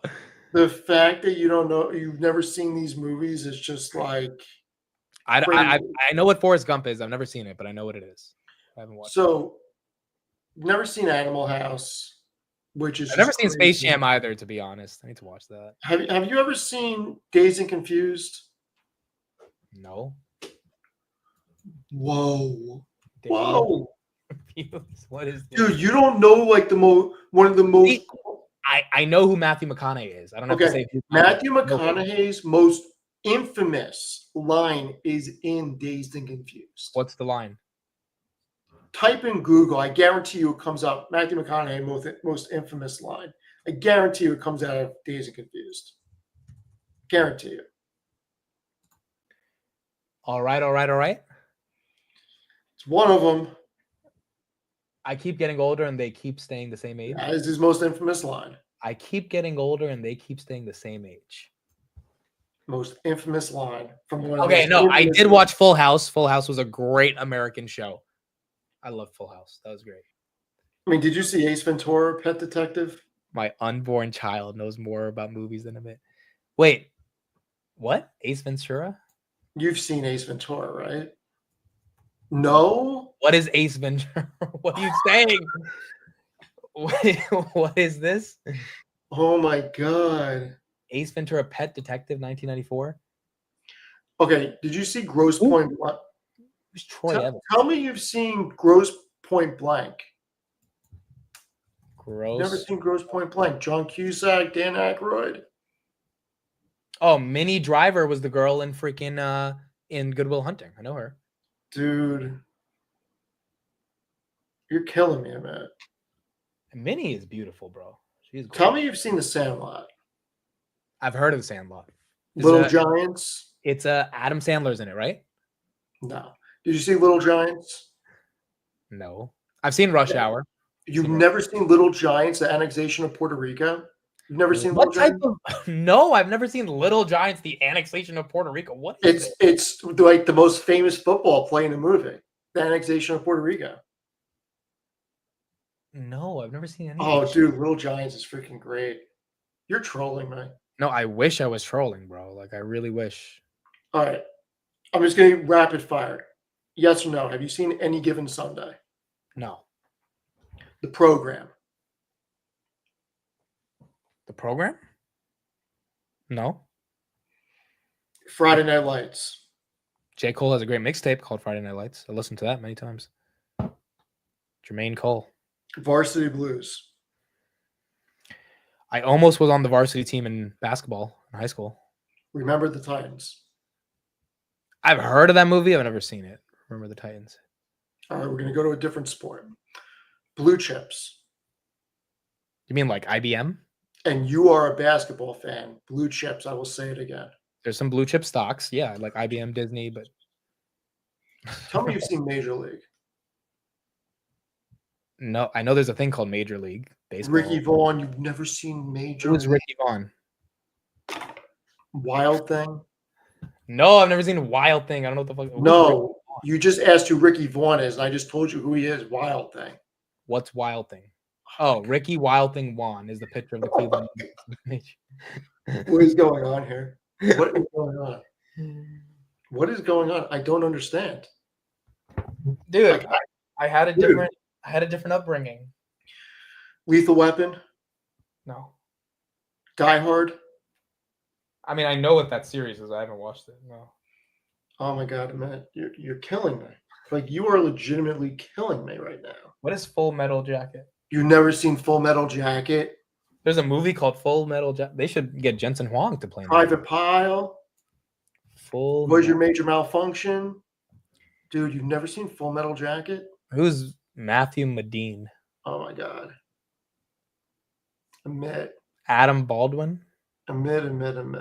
What are we doing here? I don't even know what to say anymore. Like, one of the greatest debates in movies is Lethal Weapon 2 better than Lethal Weapon 1 because they are both iconic. And there's no way that he's seen Color of Money. There's just no way. The Color of Money. Oh my God. Wait, I think I have heard of this movie, The Color of Money. No, I haven't. No, I haven't. It's Oh yeah, the, Paul Newman. I asked you who that the guy was. extension of The Hustler. Look, all right. Some Did you see people Braveheart? no, but I've heard. I know what I mean. I've never seen Braveheart. What do you want me to say? I didn't fucking watch Braveheart. Oh my god. 1995. Who's in this shit? Oh, Mel Gibson. I mean, I don't really know who that guy is. Oh my god. Heard of his name before. Oh my god. Why does this guy look like Avatar? Why is there so blue Oh on my his god. what is this? Avatar before Avatar? What is this shit? I mean, you need to take like a month off from life and just watch, like get caught up with like. No, but why he has this fucking blue on his face? What is this? Because it's war paint. He's William Wallace. Why is he in war? Because Scotland was breaking away from England. This is a movie about World War II? I just said Scotland was breaking away from England, and you just said World War II. Dude, you are trolling us. There's no way that you are not trolling us. I'm sorry, dude. I've heard of Mel Gibson, the name. Like I've heard of that. Braveheart, I've never heard of. You've really never seen like a Mel Gibson movie? No, but I've heard of his name. I'm going through his movies. Mad Max, I've not seen. Lethal Weapon, not seen. Flight Risk, not seen. What Women Want, not seen. Hawksau Ridge, not seen. No. Dude, You've never seen Conspiracy Theory? No. Dude. Please watch Lethal Weapon 1. Please, for the love of God. Oh, killing me.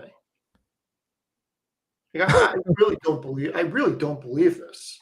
I wish I wasn't lying, dude. I really do. I really don't believe this. Like, I really don't. I just haven't watched these films. I'll tell you the movies I've watched. I'm proud to name all of them. No, please don't. Please don't. You know, like because you're gonna lose fans. Please don't. I've seen Inception. I've seen The Dark Knight. I've seen Dark Knight is top 15. I've seen Batman. Right, The Dark Knight Rises. Batman Begins. Batman Begins. Batman Begins is incredible. I've seen fucking Wolf of Wall Street. Great movie. I've seen The Big Short. Great movie. I've seen Mean Girls. That's a great one. Don't even know what that is. See, this is where we differ. Okay, I've seen the Mean Girls, you know. I don't know what that is. Lindsay Lohan, Mean Girls, you know. Oh, I was gonna watch Twilight over the weekend, bro. I was close to clicking on it, but then I just like got bored and I did. Those were huge. Those were huge movies. Huge movies. Dude, did you see the Lord of the Rings trilogy? No, I'm still working on that. I gotta. So your favorite company is Palantir. Yeah, I know. It's. I get it. It's. Corp named it after something in Lord of the Rings. You've never seen it? I tried watching it. Got a little. What do you mean tried? Those movies are incredible. Dude, I don't know what it is about me, but if the movie can't get my attention in 30 seconds, I start drifting off. And Tell me you've seen Gone in 60 Seconds, for the love of God. Is the movie 60 seconds? Because I would love watching a short movie. Gone in 60 seconds. Oh, man. See, I'm not going to say who's Nicolas Cage, because I know who Nicolas Cage is, but who the hell is Vinnie Jones? I don't know who that is. Or Giovanni Ribisi. Like, these are people I know Nicolas Cage, but I don't know Scott Caan. Who is that guy? Will Patton. Like, I just don't know these people. That's all. I don't know what to say anymore. Like, I really don't. It's incredible. I'm going over so many genres and just so many different things. And you haven't seen any of them. Like, the fact that you never saw Lethal Weapon is really crazy. Are the Warriors winning? Warriors, let's see. I don't know, man. All right, you need to go watch The Godfather. Please. Warriors 72-60. I'm going to watch it. I'm going to finish it tonight. I'm going to watch it. Okay. What about Fast Times at Ridgemont High? No. But I'm going to watch it and let you know what it's like. And wow. Yeah, that's it. All right. Thank you, everybody. Appreciate it. Hopefully you enjoyed Steve making fun of me. I'm not making fun of you. I'm shocked that you've never seen these movies. I was watching lectures. That's the shit that popped up on YouTube. That's Did what you I watch watched. War Dogs at least? I think I asked you this. You said no. I have not seen War Dogs. No. Jesus. Moneyball? No, I haven't seen these movies. You didn't see Moneyball? No, I don't. I've heard of Oh, them. dude, you would love Moneyball. I've seen Matrix. Palantir right here tomorrow. Big day. It's our Super Bowl, folks. We've been on this journey for a very long time. 125.98 right here in the overnight markets. Coverage will start at 3:30 Eastern. Unfortunately, Arnie will not be able to make it. He's overseas, but I'll try to have a bunch of other people. Arnie will be with us in spirit. And maybe Steve can make it. We'll see if he has time, but it's going to I be would a like big you earning. to text me tomorrow and let me know what you think of The Godfather. Is what I would like. I'll let you know. But it's a big one. I'll be live on the market open tomorrow. We'll keep previewing it. And 4 p.m. Eastern, once again, Super Bowl Q1 2025 for Palantir. We'll be there. 126.10 after hours. Thank you, everybody, for joining the Future Show. We'll be back tomorrow on the market open. Steve, can you call me a good role model like you usually do?